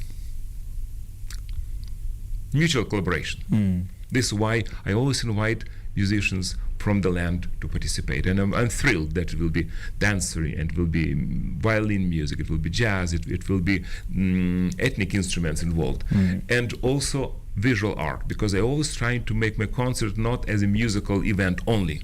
I also want to put a slides just to show the connection between art and music, culture and music, or patterns in music, whatever. But because I think that music is a language that can be understood by people in the world. And young artists in Kenya can be extremely powerful. And I wish luck to all young only one thing: be brave. Fear is our main enemy. In my life, when I was young, I was humble, and fear is my main enemy of us. Don't knock on the door. Door will be open. This is my message to young people. Knock on the door. Intentionally. A message to the youth of the world. We are closing up this show. It has been a masterclass, and I have enjoyed it, and I'm welcoming you to enjoy not only such masterclasses, but to enjoy interdisciplinary music performances that are accompanying this collaboration that is being done. Black Motion Art and Dr. Taras Filansko through the Embassy of Ukraine is free. Everything is free. Come enjoy violin, enjoy piano music, enjoy dance, enjoy new model dance for free in all these venues that we've talked about. I want to come to you so that I can give you a chance to also shout out our accompaniment in the studio, so that we can be more inclusive, and you give us your parting shot. Yeah, so I would say that apart from all these things, there's also going to be networking. Like I said before, you might have the knowledge, you might be skilled, but you need to be in the space. Yeah. So if you're in the art industry, you're a theater practitioner, you're a musician, you're an exhibitor, because like a fine art painter or something, because we're also going to have an exhibition of paintings outside the hall at Kenya Cultural Center. Just come and watch, be part of this. Apart from enjoying, you'll also grow, and you'll also, there's this thing that when you go in the space that there's art and you're an artist, the beast in you, the art beast in you is brought out. Yeah. So you want to come and get all these things. And yes, as youth, let's continue to keep our own culture, to express our culture through the art. Let's continue to stand up for social justice, especially if you're an artist. That is something you really need to do. And yeah, if you are also, you feel like you don't know where to go and you're an artist, you can, shout out, you can reach out at Black Motion Art on Instagram or even Facebook, and then we'll be able to have a conversation beyond that. Yes, thank you so much. Have you shouted out our accompaniment in the studio? Yes, we have Olena, who is with us from the Embassy of Ukraine. She's here with us, and yeah, thank you so much for making this happen, Olena, who has brought us here. Thank you very much. we are so honored. Dr. Is there something that I've left out before I close the show? Maybe one important notion that and statement, and my deep feeling, that we have to be close to each other. Compassion, kindness probably would be the most important two features of the human being that we can forge, that we can develop.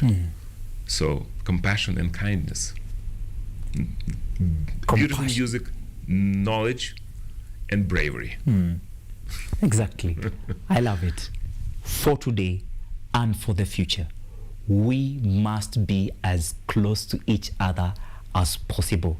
It is not a choice to have compassion. It is not a choice for you to be kind. It is a must if you want to live in a beautiful and a happy world. For you to be happy, you have to have compassion for your peers. You have to have compassion for people of other generations, and it will be good. Daktari has reminded us he's going to have a lot of these more social impact stories in his subsequent master classes and performance that will be happening from today, 16th to 19th of February 2026. I'm so grateful.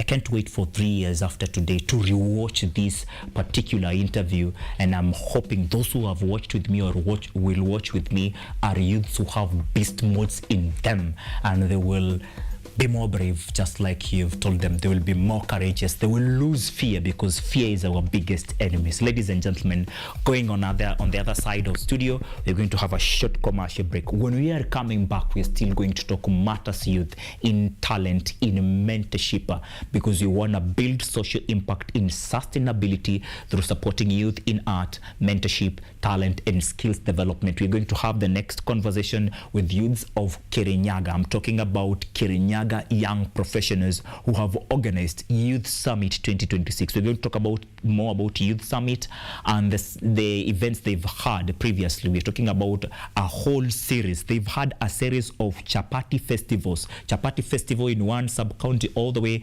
Now it is the whole of Kirinyaga. I'm so grateful. I'm honored to have you, Dr. Taras.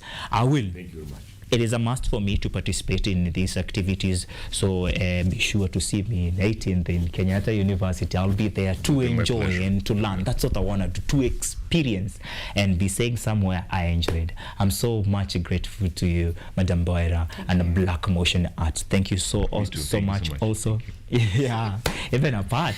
Thank you also to the Embassy of Ukraine for supporting this, and we are standing with you. Ladies and gentlemen, we're going for a short commercial break.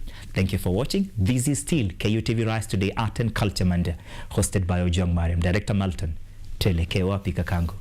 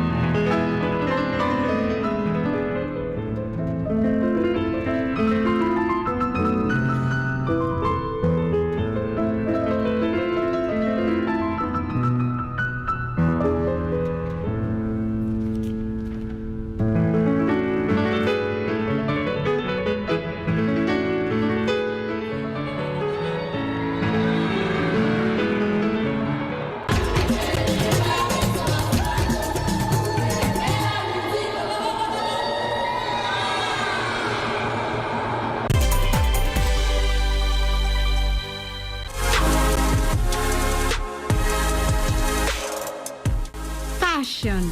It's more than just clothes. It's a statement, a feeling.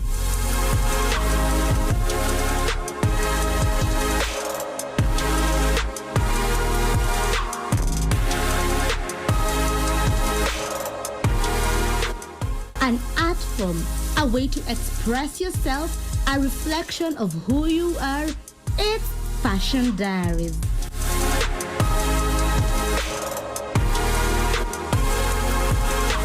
Join me, Ashley Asachi, every Monday from 8 p.m. as we bring you Kenya's latest trends, emerging fashion designers,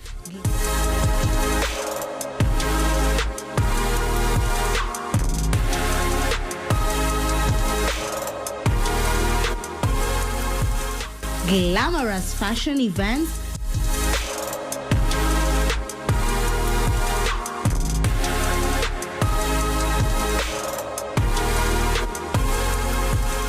runway shows, red carpet events,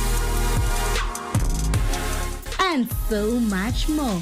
Fashion Diaries, unleashing your inner fashionista.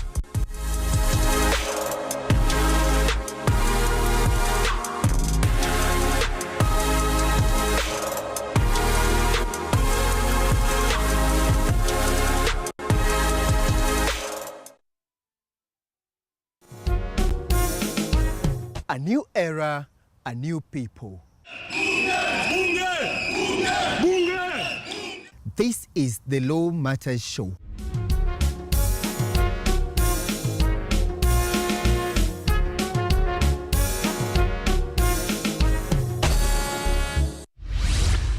A program that brings you legal sensitization on your television. My statement is written and just the quote the prosecution. I think that this loss is a setback for Raila Odinga.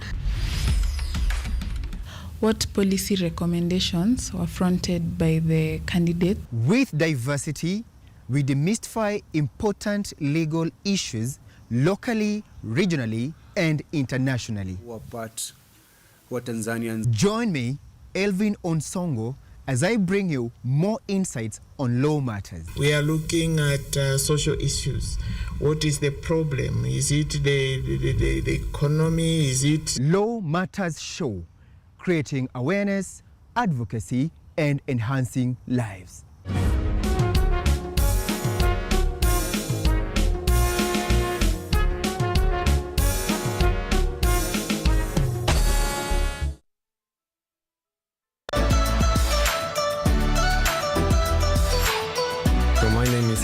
I'm Associate Professor in the Institute of Philosophy of Jagiellonian University in Krakow, Poland, and I'm the main coordinator of the Cafe project, which is being here hosted by Kenyatta University. My name is Eva Hudoba. I am a project manager in this consortium. Keep watching cutting-edge research at Kenyatta University Television. Get ready to embark on a journey into the exciting world of technology as we uncover the latest trends, interview top thought leaders, and dive deep into the world of tech like never before. Currently, we are facing the challenge in terms of finance. It requires one to move from different counties because we really need a large data set for our model to be more accurate. In this new and exciting series of the Technovation Show, join me, Yvonne Kimuma, every Monday, 8:30 p.m. for a fun and thrilling experience as we explore the cutting-edge developments, meet visionaries driving change. Somebody who is in the underground mine doesn't know the presence of those gases. So there are a lot of gases involved. There is methane, there is carbon monoxide, and there's also hydrogen sulfide. These gases actually, they are very dangerous and they're very toxic. And discover the endless possibilities of the tech world.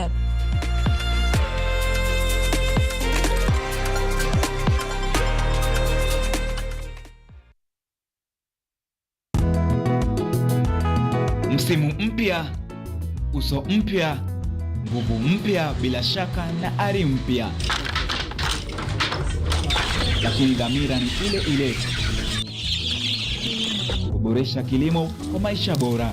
Jiunge nami James Baraka na hudha wako mpya wa kipindi cha Boresha Kilimo, tunapochunguza mbinu za kisasa za kilimo, ukipenda teknolojia ibuka katika kilimo, maoni ya wataalamu na hadithi za mafanikio kutoka kila pembe ya taifa. Kutoka kwa wakulima wadogo hadi biashara za kilimo zilizostawi, tunakuvika maarifa na suluhisho kamili si tu za kuongeza mazao yako, bali pia kuimarisha maisha yako. Kila Jumamosi saa 6:30 na Jumanne saa 4 asubuhi, usipitwe na baraka za Boresha Kilimo, nami James Baraka, hapa hapa KUTV.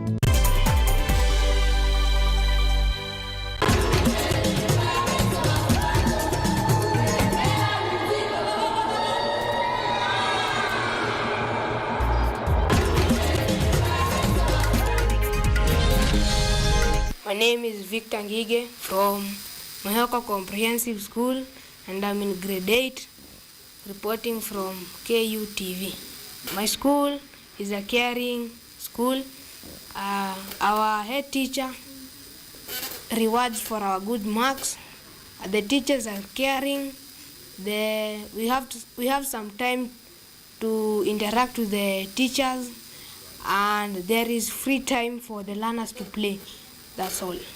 My favorite teacher is Teacher Elvis, and my favorite subject is science. And my best friend is Vincent. My school is located in Githurai sub-county in a place called Mohoko, and it's a well-known school in Githurai. Yes, I'm in Kenyatta University, and I've learned that in Kenyatta University there is a lot of courses to learn here, and those courses have different career pathways, and the small career pathways that we do not like, they have the most money, and then those career help in building our self-esteem and building our relations with others. My name is Delvis Lutisi, and I come from Mohoko Comprehensive School. I'm in grade 8. My school is the teachers are hardworking, and the content that we are taught is much based on the syllabus, and the co-curriculum activities are carried appropriately. Yeah, my favorite teacher is Jacinta, and my favorite subject is social studies. My best friend is Jazreel. I'm in Kenyatta University, and I have learned a lot about career pathways. The journalism part, how the news are prepared about different sections and how they are carried out. That was the best part. Jina langu ni Susan Wanjiro J. Natoka katika shule ya msingi ya sekondari Mohoko. Niko grade ya 8.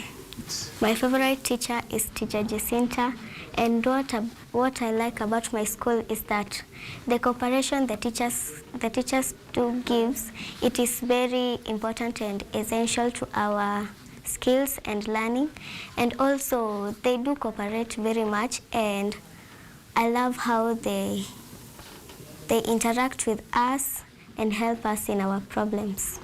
My favorite subject is mathematics and science. Today I'm in Kenyatta University. I've learned so many things, starting to the laboratory apparatus, the career pathways, and the fine arts, mostly that part, and I like it. The pathway about arts and sports and journalism. Naitwa Alpha Maxwell King, shule ya Mohoko Comprehensive School, niko grade ya 8. Sababu ya kupenda shule yetu ni kwa sababu shule yetu walimu wa shule hiyo wanatusaidia kwa kutufunza na kutufanya tuelewe vizuri. Mwalimu ninayependa ni mwalimu Maureen, kwa sababu na subject ninayopenda ni social studies na mathematics. Rafiki yangu ni Peter Kamau, Maxwell Motegi, Patridge na Isaac Chepkonga. Leo niko Kenyatta University. Tumekuja huku ili tuweze kusoma the career pathways, ili tusiweze kuchanganikiwa kabla ya kuchagua masomo zetu za senior. My name is Helen Kimani. I come from Mwehoko Comprehensive School. I'm in grade 8. The most favorite thing about our school is that we participate in co-curriculum activities fairly. Yeah, and we hold discipline in a very high manner. Yes. My favorite subjects are science and English, and my favorite teacher is Teacher Elvis. My best friend is Teacher Joseph. Yes. Today I'm in Kenyatta University and I've learned a lot of things about career pathways. Yes. Thank you all for listening. My name is Nadia Wangari from Mwehoko Comprehensive School and I'm in grade 8. It performs well and the teachers are helpful to other learners. My favorite subject is social and my favorite teacher is Madam Rahab.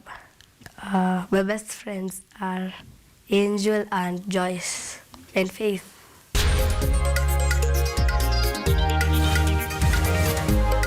I'm gonna talk about drugs and substance abuse. A drug is a substance that when you take it, your mind will not recognize it and the drug will corrupt your mind. So, as the youth or the Gen Zs, as they use these drugs, their mind is not well. Their mind is not normal. So, for us to have a better life, better future, we need to keep off those drugs. If we take these drugs, we will not able to eradicate poverty, because poverty is a very bad and it's very bad because you are not able to go on with your life and you keep suffer. So when you are poor, you can't go to the hospital and get medical attention because you don't have money.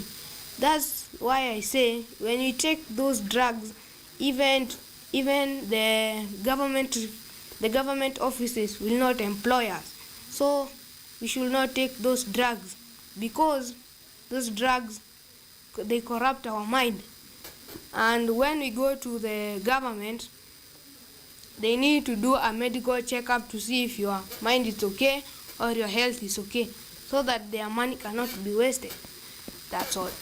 Victor Ngige from Mwehoko Comprehensive. Thank you for watching the statement. Welcome.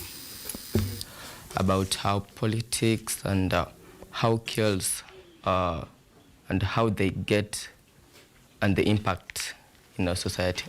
The term politic is defined in different terms, and in Kenya we have different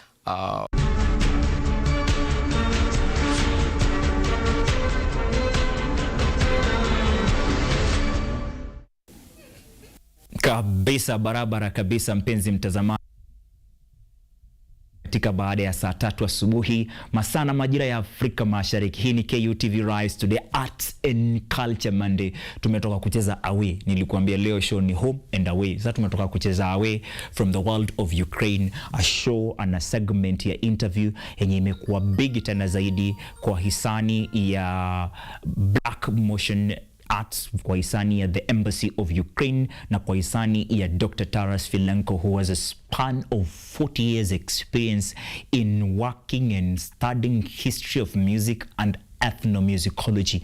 Akakukumbusha kwamba ethnomusicology is the blending of music and culture. Seeds tumeweza kuplant pale hivyo, ni seeds za vijana kutoa uoga, ni seeds za vijana kujiamini zaidi, na ni seeds za vijana kuleta hiyo sustainability. Such sustainability inasukumwa sana by our own Kenyan youths who are bringing you the Youth Summit 2026, and we want to talk with the conveners of the Youth Summit 2026. So if you are a Kenyan from all over. I'm talking about all over Kenya. This May, between 23rd and 26th, at the Kirinyaga University grounds, all youths will be welcomed for the Youth Summit. This Youth Summit has been convened by young professionals. They started these young professionals to bring together youths from all over the county of Kirinyaga, from all the professionals, be it from the world of science, world of art, or leadership. So they give harness your leadership, whereby you can harness your skills, whereby you can monetize your networks and connections.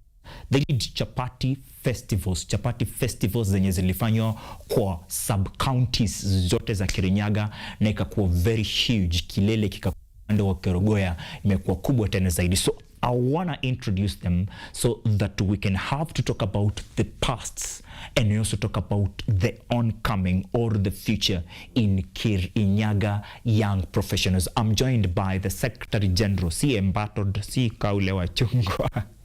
The city kama Omanyo ni the sitting wa Ukwelo aitwa Nicholas Bundi, who is also a youth leader in Kirinyaga County, and on my near I'm joined by the aspirant and candidate for senatorial position in the 2022 general elections and graduate of civil engineering from Decatur, that is Dedan Kimathi University of Technology, a youth leader from Kirinyaga County and also the chairperson Kirinyaga Young Professionals. Tupige gumzo hapa hivi tuweze kujibamba kwa theme ya building social impact in sustainability through supporting youth in talent, mentorship, digital skills and leadership. Karibuni sana gentlemen.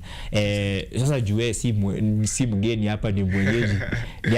Nianze kule kwa Bundi. SG, si ndio? Hata tuambie mambo iko waje pale hivyo. You know, over the weekend kumekuwa na mambo tofauti kule Tononoka na Kitengela. Na ma SG wamekuwa wengi tena.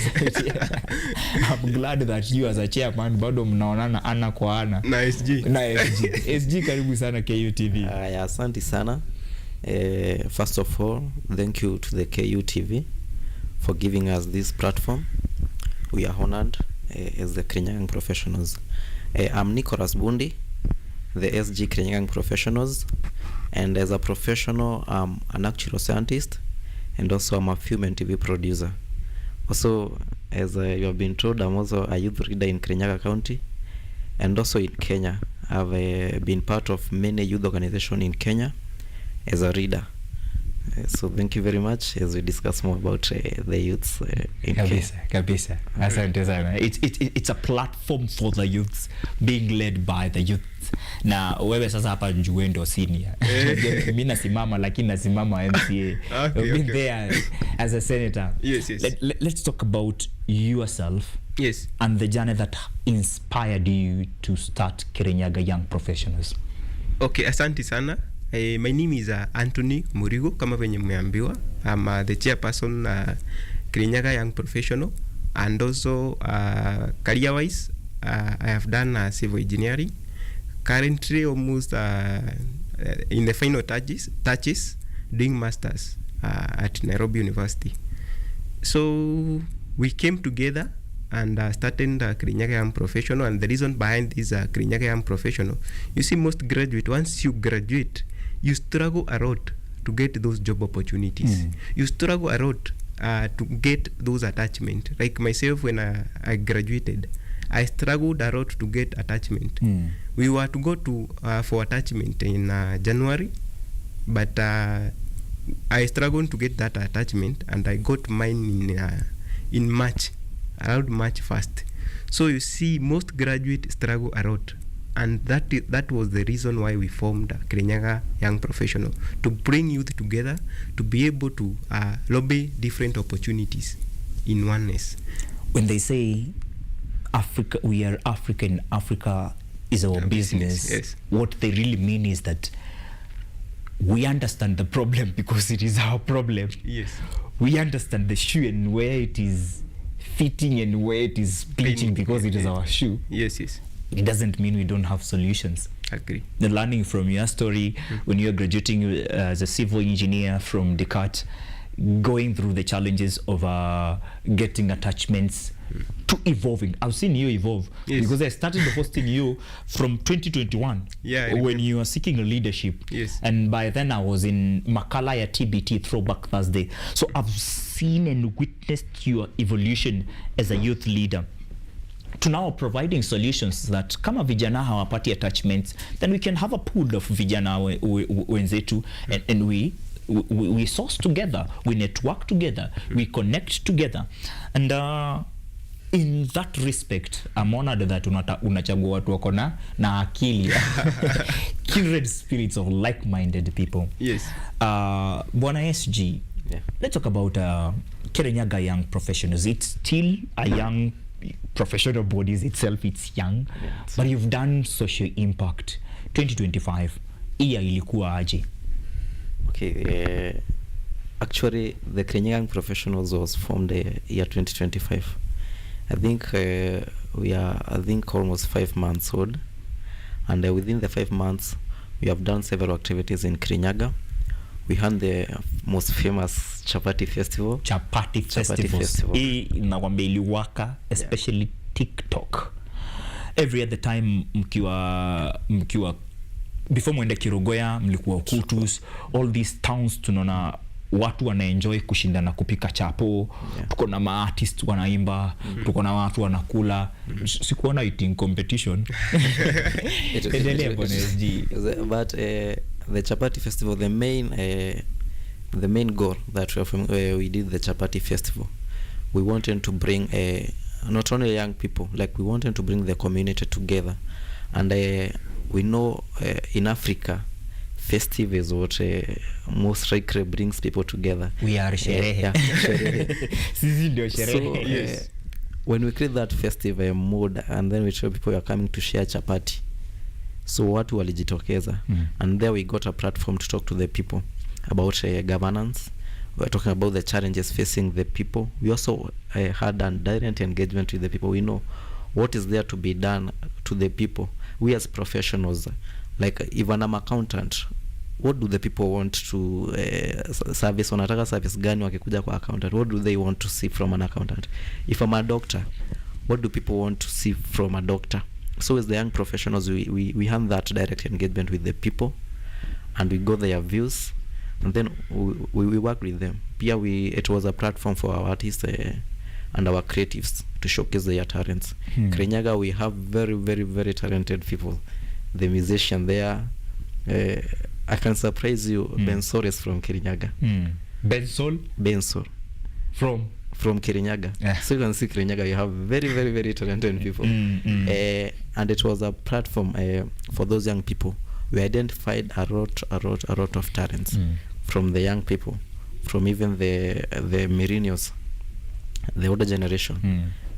Tulirealize kitu wanakosanga ni platform. So we gave them that platform, and I'm happy to say, and we are happy as an organization, we were able to engage more than 20,000 people in those Chapati Festival events.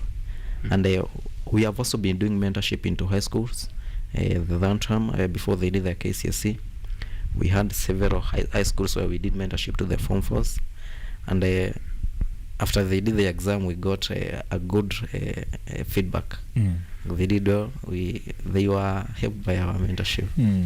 So ladies and gentlemen, that's what we call building social impact in sustainability through supporting youth when they are in their art business, supporting youth when they are in their mentorship business, supporting youth when they are in leadership business. Sio tu kukula chapati, it is bringing a festival with social impact with it, reaching the community, engaging with the community. Morigo will tell you that Article 10 of the Constitution talks so much about national values, and these national values, bila public participation, hazipo. We can have transparency, we can have good things, but bila public participation, haipo, because we are a country that is fully edged on democracy, whereby the majority will always have their way, but the minority are not left out because they will have their say. Kukuja pamoja sio kupea watu chapo coming from an era yenye tulikuwa tunakula chapo tu pekee. Kweli. na mzazi akiwa ako fiti sana tunakula mpaka 12 siku ya Jamhuri. Although waliwaita Jamhuri sikukuu ya mchele, so that tusiulize sana wapi chapati. You know, giving chapati with a purpose. Yes. Chapati with a reason. Yes. And also giving a platform. Nimefurahi sana kusikia Bensola ametoka huko. Some of the notable names that I've seen from Kirinyaga, apart from Kirinyaga being a crowd of human, is watu kama vile wanda ya mukurugudu deke yes micro tobikuito mwe ngakovikie oleage mushele wabasi mati. Now it's not about mushere, you guys mnapika hadi chapati. Yes. Bro, yes. Who benefited the most from the chapati festivals? Because nimesikia watu wengi sana, nimesikia artists, nimesikia community leaders, nimesikia watoto. Wacha Kenya ijue the problem statement and the people who benefited from the solutions in that chapati fest. Okay, during the Chapati Fest, we were also trying to bring something we were doing competition. And competition, we are engaging the street businesses. Remember, there are those people who cook within the street. Mama mboga. Yes, the mama baba mboga. Chapu. Na ule baba chapu, ule pale anapika chapati zao. So because you see currently, we have as we look at the Kenyan economy currently, we have so many youths who are jobless. So the big question that we asked ourselves, how can we be able to create opportunities? What can we do as youth? Can we try to show these youth there are still some business opportunity that they can venture in? So during the Chapati Fest, these street businesses, most of them participated in the cooking chapati. That is a competition. And the people who benefited most are the street businesses. And we had some interviews with them, and they encouraged youth that no business that is not viable. You can still do the street business, but the way you take it is what matters. Remember, you can kuna nikiongea Kiswahili ndio kila youth yote aweze kusikia. Bas. Umeguza hapo ndipo. So for the purpose of wewe kijana uko mashinani. Yes, is that an culture Monday. Yes. Wacha sasa asikie na hiyo lugha yake ya Kiswahili, because Kiswahili is our official national language. Yes. It is the first language and then English ni ya pili. Ya pili ya kweli. Bonga na wao. Sasa unapatanga kama wewe umeenda shule, biashara ni biashara. Kuna vile ukichukua hiyo biashara ya kupika chapati, kuna vile najua utahandle hiyo biashara. Kuna vile tu wewe utavaa clean kale kanini kenye wanavanga chef, utavaa kale ka kofia, I'm sure pia utaobserve cleanliness, pia utakuwa na hiyo nini. Unajua sasa when marketing kuna ile language yenye unatumia, you can attract more customers. And I'm sure by doing that per day huwezi kosa dhao yako moja ama dhao mbili. And the more you build customer relationship, hiyo ndio utaendelea kujenga biashara, na utapata within 1 month ukichukua dhao mbili multiply by 30 hiyo inakupatia around 60,000. Sasa usikufe moyo, kuna opportunities. Ni venye utachukulia hizo opportunities ndio ina matter most. Yes. Vile unachukulia. So it's about building strong mindset and attitudes that will make these youths start seeing available opportunities. Yes. How they can create opportunities for others. Exactly. Ni ukweli hakuna makazi. But hatuwezi ishi sote tunaliaga hakuna makazi. We must be a little bit different ndo tuweze kuleta now the sustainability that we are talking about. Yes, just to highlight something. Ukiangalia kama Kirinyaga, tulikuwa tunafanya data analysis. Kirinyaga, we have a population of around 600,000. 600,000. In the 600,000 population, more than 50% are youth. Okay, 35 years and below. 35 years and below. You're talking about around 300 people. Around 300,000. So the big questions come, ukiangalia kwa demographic, most of these youths are the one who are more educated kuliko wale watu wa kitambo. So ukicompare education level ya youth na wale watu wa kitambo, kuna difference kubwa sana. Sasa swali kubwa ni, you see the way the economy is growing. Ni kama sahi kwa bio unapata kuna leopard ama cheetah na kuna tortoise. The way the economy is growing ni kama mbio ya tortoise. The way youth are educated ni kama mbio ya cheetah. Meaning access to information is more to the youth than the job opportunities that are available to them. Yeah. So the question is, how can we be able to create these opportunities? What problems are there in the society that we can harness and get these opportunities? The biggest question. Yeah. Yes. Tutafanya nini? Hiyo ndo the biggest question. Yes. And that is why youths are coming together to ensure that wanaleta sasa vijana wote pamoja ndo tuweze basi kusema for this need we can do this. Yes. For this need we can do this. Yes. And judging from the Chapati festivals, the business community is having a chance to do marketing ya free. Exactly. Through participating in community development. Na kama inafanyikia kwa streets, then I'm feeling like kuna watu wengi sana who are street families wenye pia wao watasaidikia hapo hivyo. Yeah. Many people would want to join your course and join Kirinyaga Young Professionals. Unataka kuingia kwa SG. Juu SG ndo unafanya ile kazi ya kujeni. Yes. Mimi ndio bundi. All the others are alls. Yeah. But the bundi ni mimi. SG. Yeah. What is the composition of Kirinyaga Young Professionals like, and how can youths join Kirinyaga Young Professionals? And yani hii kitu mmefungia watu wa Kirinyaga pekee ama how wengine pia can have a chance to participate? Now that you are having the Youth Summit and the national, how can these people who will participate then join your course? Okay, thank you very much. As I had said, Kirinyaga Young Professionals, that ukiangalia ratings on the social media ama the internet, it's the most growing youth organization in Kenya. It's number 1 rated. We right now we have a membership of almost 4,000 young professionals from Kirinyaga County, and by joining Kirinyaga Young Professionals is very simple. We have our website. Ukiingia pale Google tu search Kirinyaga Young Professionals, our website yetu itakuja hapo juu.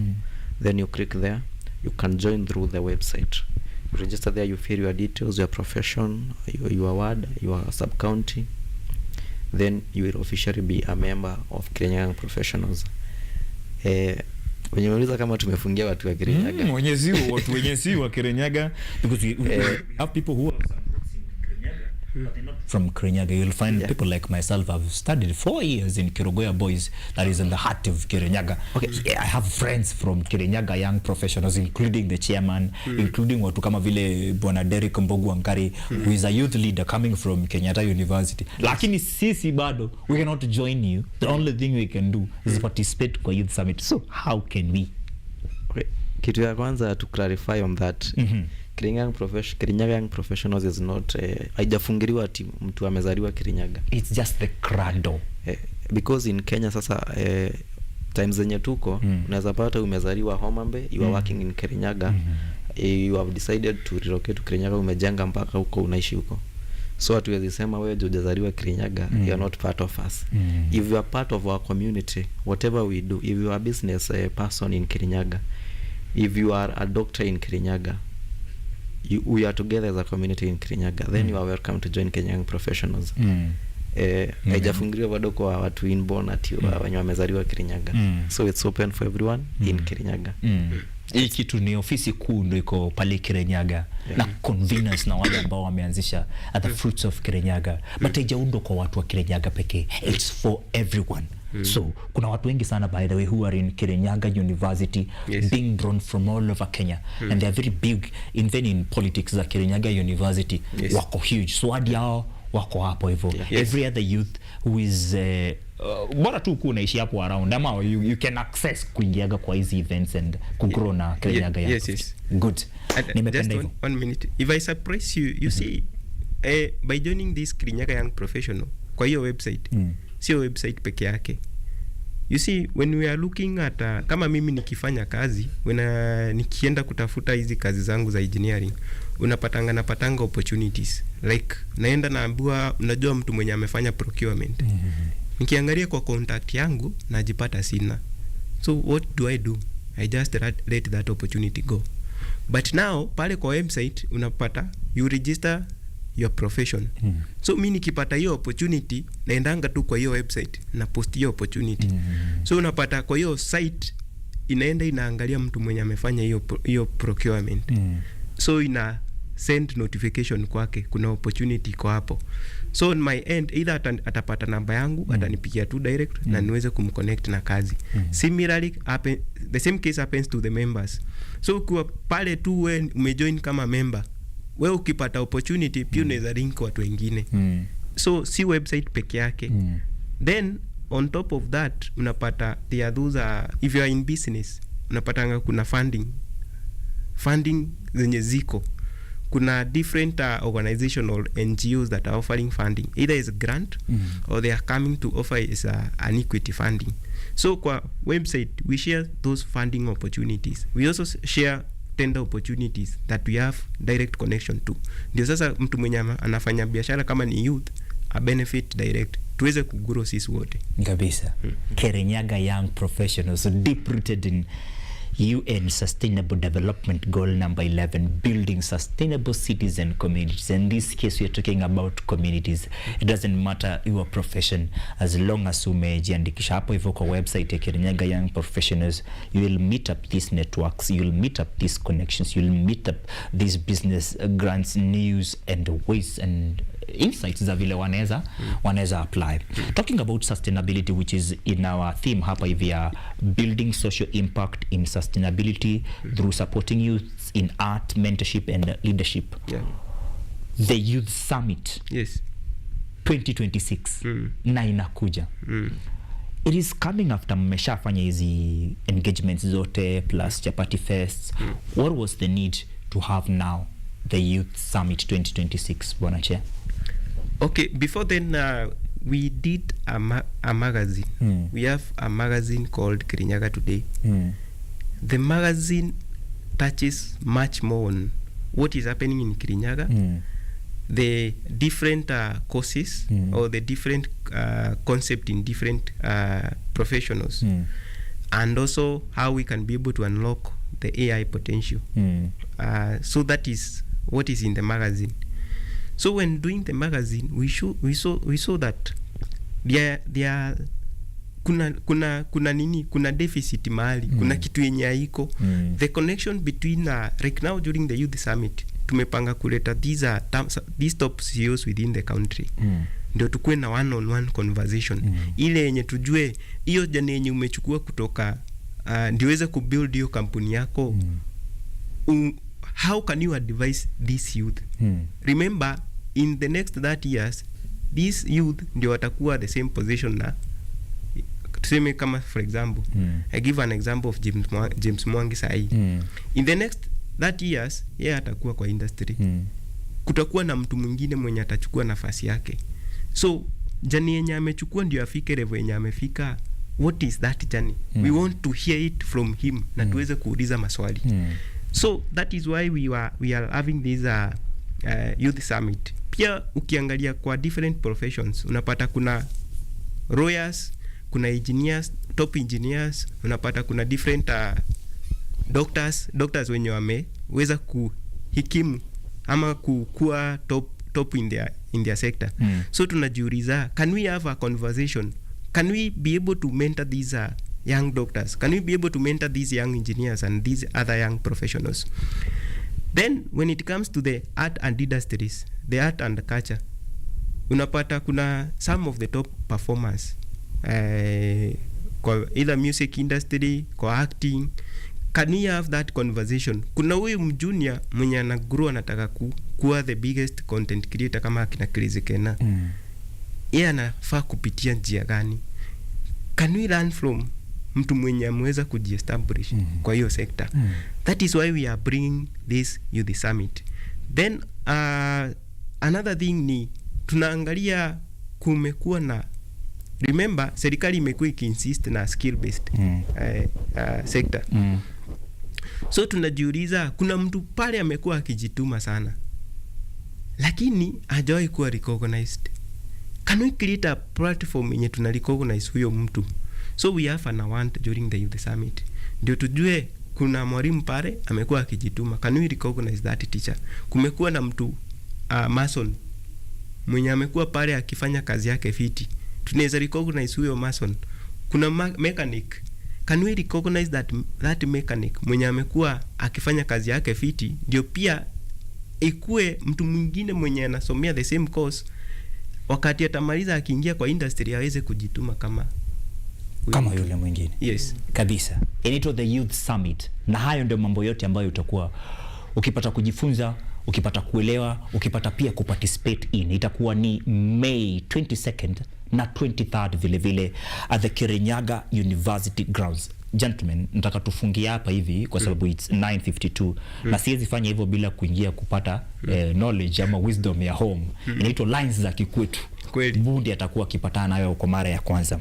So the Kirinyaga Young Professionals wanakuletea the Youth Summit 2025 under the theme of unlocking youth potential through leadership, digital engagement and opportunities, and we have a number here which is 0794 774 640. Ukipiga hii namba utakuwa umesaidika tena zaidi. Bwana SG, nataka nianze na wewe kusema kwaheri na kutupe parting shot ukioanisha na lines za kikwetu. Lines za kikwetu, it's basically you giving us parting shot or wisdom in your mother tongue. Could be maybe a proverb, a riddle, and then you translate and give the youth inaitwaje? Wasia mtamu. Wasia mtamu, si ndio? Kweli. Bas, na uambie wakuje Kirinyaga University grounds 22nd na 23rd May for the Youth Summit. Thank you very much. As we wind up, I want to say thank you to the KU fraternity. Also to thank my team, pare Kirinyaga Young Professionals. Tukiongoza pare na our organizing secretary pia ni jamaa amekuwa pale tukipush kupanga hii summit. Naitwa Haron Mwai. Pia there is sport there, kuna Beatrice and many other people. Siwezi wataja wote, it's a very big team. Ukiwataja wote tutafungiwa na pato. So nikifunga na hiyo nini ya kikwetu, lines za kikwetu. Niseme hivi, italetare ndundu rihora gona njogo memwe. Italetare dudu rihora gona njogo memwe. Kwanza nimeweka ka accent pale. I'm learning, guys. That is saying kama tuko pamoja kusabaratishwa, it's very easy, tutagongwa tu one time. And this is to the youth. I'm calling the youth for unity, tukue united in these organizations. Like if we join hands together in Kirinyaga Young Professionals, we'll be stronger than when you are as a person. As Nicholas Bundi nikiwa peke yangu, kufanya youth summit itakuwa ngumu. Itakuwa ngumu sana. But when you are as an organization, when you are a membership of to say 10,000 people, to be very easy to organize this summit. Kabisa. Ladies and gentlemen, that is the Secretary General Kirinyaga Young Professionals putting up a strong statement in form of clarion call to the youth. Walai bila tusipoungana tutasambaratika. Italetare dudu joko memwe. Karibu sana sana. Asante sana. Hapa ndo tunamalizia na wewe. Okay. Tukaribishe pia one more time. Okay. Tusikie tukiwa home. Asante sana. And then tufunge na lines za kikwetu. Okay, I think kitu moja, kuna kitu moja, unajua hii kitu ukikosa utachekwa. La kucheka mazi. Yeah. Na nakuwa tabia kuchekelea watu. Naomba maombi, guys. Sasa wewe ndiye tutaita. Nilipwe. Unajua kule kucheka wako na professional mourners. Wewe ukiona mtu ameanguka kwa matope unatafuta watu wa kucheka. Sasa this time tutakuwa na professional watu wa kucheka. Laughers. Yes. Yeah. Na ni February kuna lovers. Yeah. Sasa kuna hiyo. Sasa ujue this summit is there for you. It is there to benefit each and every youth. Ukuje tu upige network yenye hujawahi piga. Ukuje kama ni hao CEOs uweze kuinteract na wao. Uweze kukua na one-on-one conversation. That is our main aim. Ndio tuweze kubuild a culture, tuweze kubuild a youth that is enlightened na youth mwenye ako na confidence. Hizo vitu tatu, they are very important for us to be able to grow. Then kitu ingine ni, remember kwa youth summit kuna kitu tunaita water hackathon. Sasa hizi tuko na drought. how can we be able to create a solution around that? That is why we are having the water hackathon. It is very, very important. So my parting shot and very important. Eka undu twirirwe ni mukuru twirirwe kiara kimwe gitiuragaga nda. Kiara kimwe gitiuragaga nda. Na nda ukuwa powerful. Ikiwa mimi naweza fanywa hivi na nisikie uchungu. Hii nda or lies. Sorry. Unajua kuna mahali pale Akaifu. Niliona mtu amevaa suti akitembea hapo Akaifu. Ndio hiyo nda. Hiyo chawa. Nilimwona amejikuna na jaribu kukimbia choo ndio aweze kufanya kitu. Kutoa hiyo nini. And they are saying kidole kimoja can't do that. Yes. So that means when you are alone, wakati uko peke yako, hawezi, ni ngumu sana kujistahimili wewe peke yako. So mnahitaji kukua na hiyo unity, kukuja pamoja. Na ndio hata unasikianga, if you want to go far, walk as a team. But if you want to walk fast and not far, walk alone. Kabisa. Asante sana. Chairman anatuwekea mpaka kioo cha vile ambavyo kuna kaa pale juu. At the top, it's collaboration. At the top, it's less competition. At the top is what do you have? What are you skilled in? What are you gifted in? And how can we change our community? Ladies and gentlemen, tunafikia kikomo hapa hivi katika episode ya leo ya KUTV Rise Today Art and Culture Monday. We've talked so much about how we can build social impact in sustainability through supporting youth in art, talent management, and bila kusahau mentorship and leadership. At this particular interview, we've talked about the oncoming the Youth Summit 2026 that will be held or convened by Kirinyaga Young Professionals at the Kirinyaga University grounds May 22nd and 23rd. Siwezi toka hapa hivi bila kusema asante kwako wewe mtazamaji. Saizi we are clocking over 80 subscribers on YouTube. Nasema asante sio kwa social media manager pekee, the team led by Melton Conchela, but kwako wewe mwenye umekuwa ukitake time to subscribe and to follow our social platforms at KUTV Kenya. Nasema asante kwa kila mtu ambaye amefanikisha makala ya hii leo, ikiwemo mzalishi ama producer ambaye ameproduce kipindi chenyewe, Boniface Odhiambo Teno, the director himself. For the very first time mimi na yeye tunapatana on Art and Culture Monday, akiniambia ujua tuenda huku. Jenzi mwenyewe namuita director Melton Conchela. On the social media player, we've had Sharon making sure that all these interviews zinakatika na unaweza zipata peke yake. If you want to have the conversation that we had on music, art and culture with the Ukrainian professor Dr. Taras Filenko and Madam Boera from Black Motion Art, utaipata peke yake. If you want to know about the now and the future of youth through the Youth Summit that is convened by Kirinyaga Young Professionals, basi utaweza kuwekewa pale hivyo. Masaa ya pato imefika. What I can tell you ni kesho uweze kujitokeza watch Biashara Tuesday, a continuation of KUTV Rise Today. Nasema asante, Mungu akubariki wewe na jamii yako. Jina langu Ojuanga, mtoto wa Mariam, Senior Warrant Officer 1 Lieutenant Kanali. Tukipatana kwa community unaniita Kenya naye, lakini Kenya wake usiukenye Kenya. Incoming MCA Kahawa West. Manzesi ubarikiwe.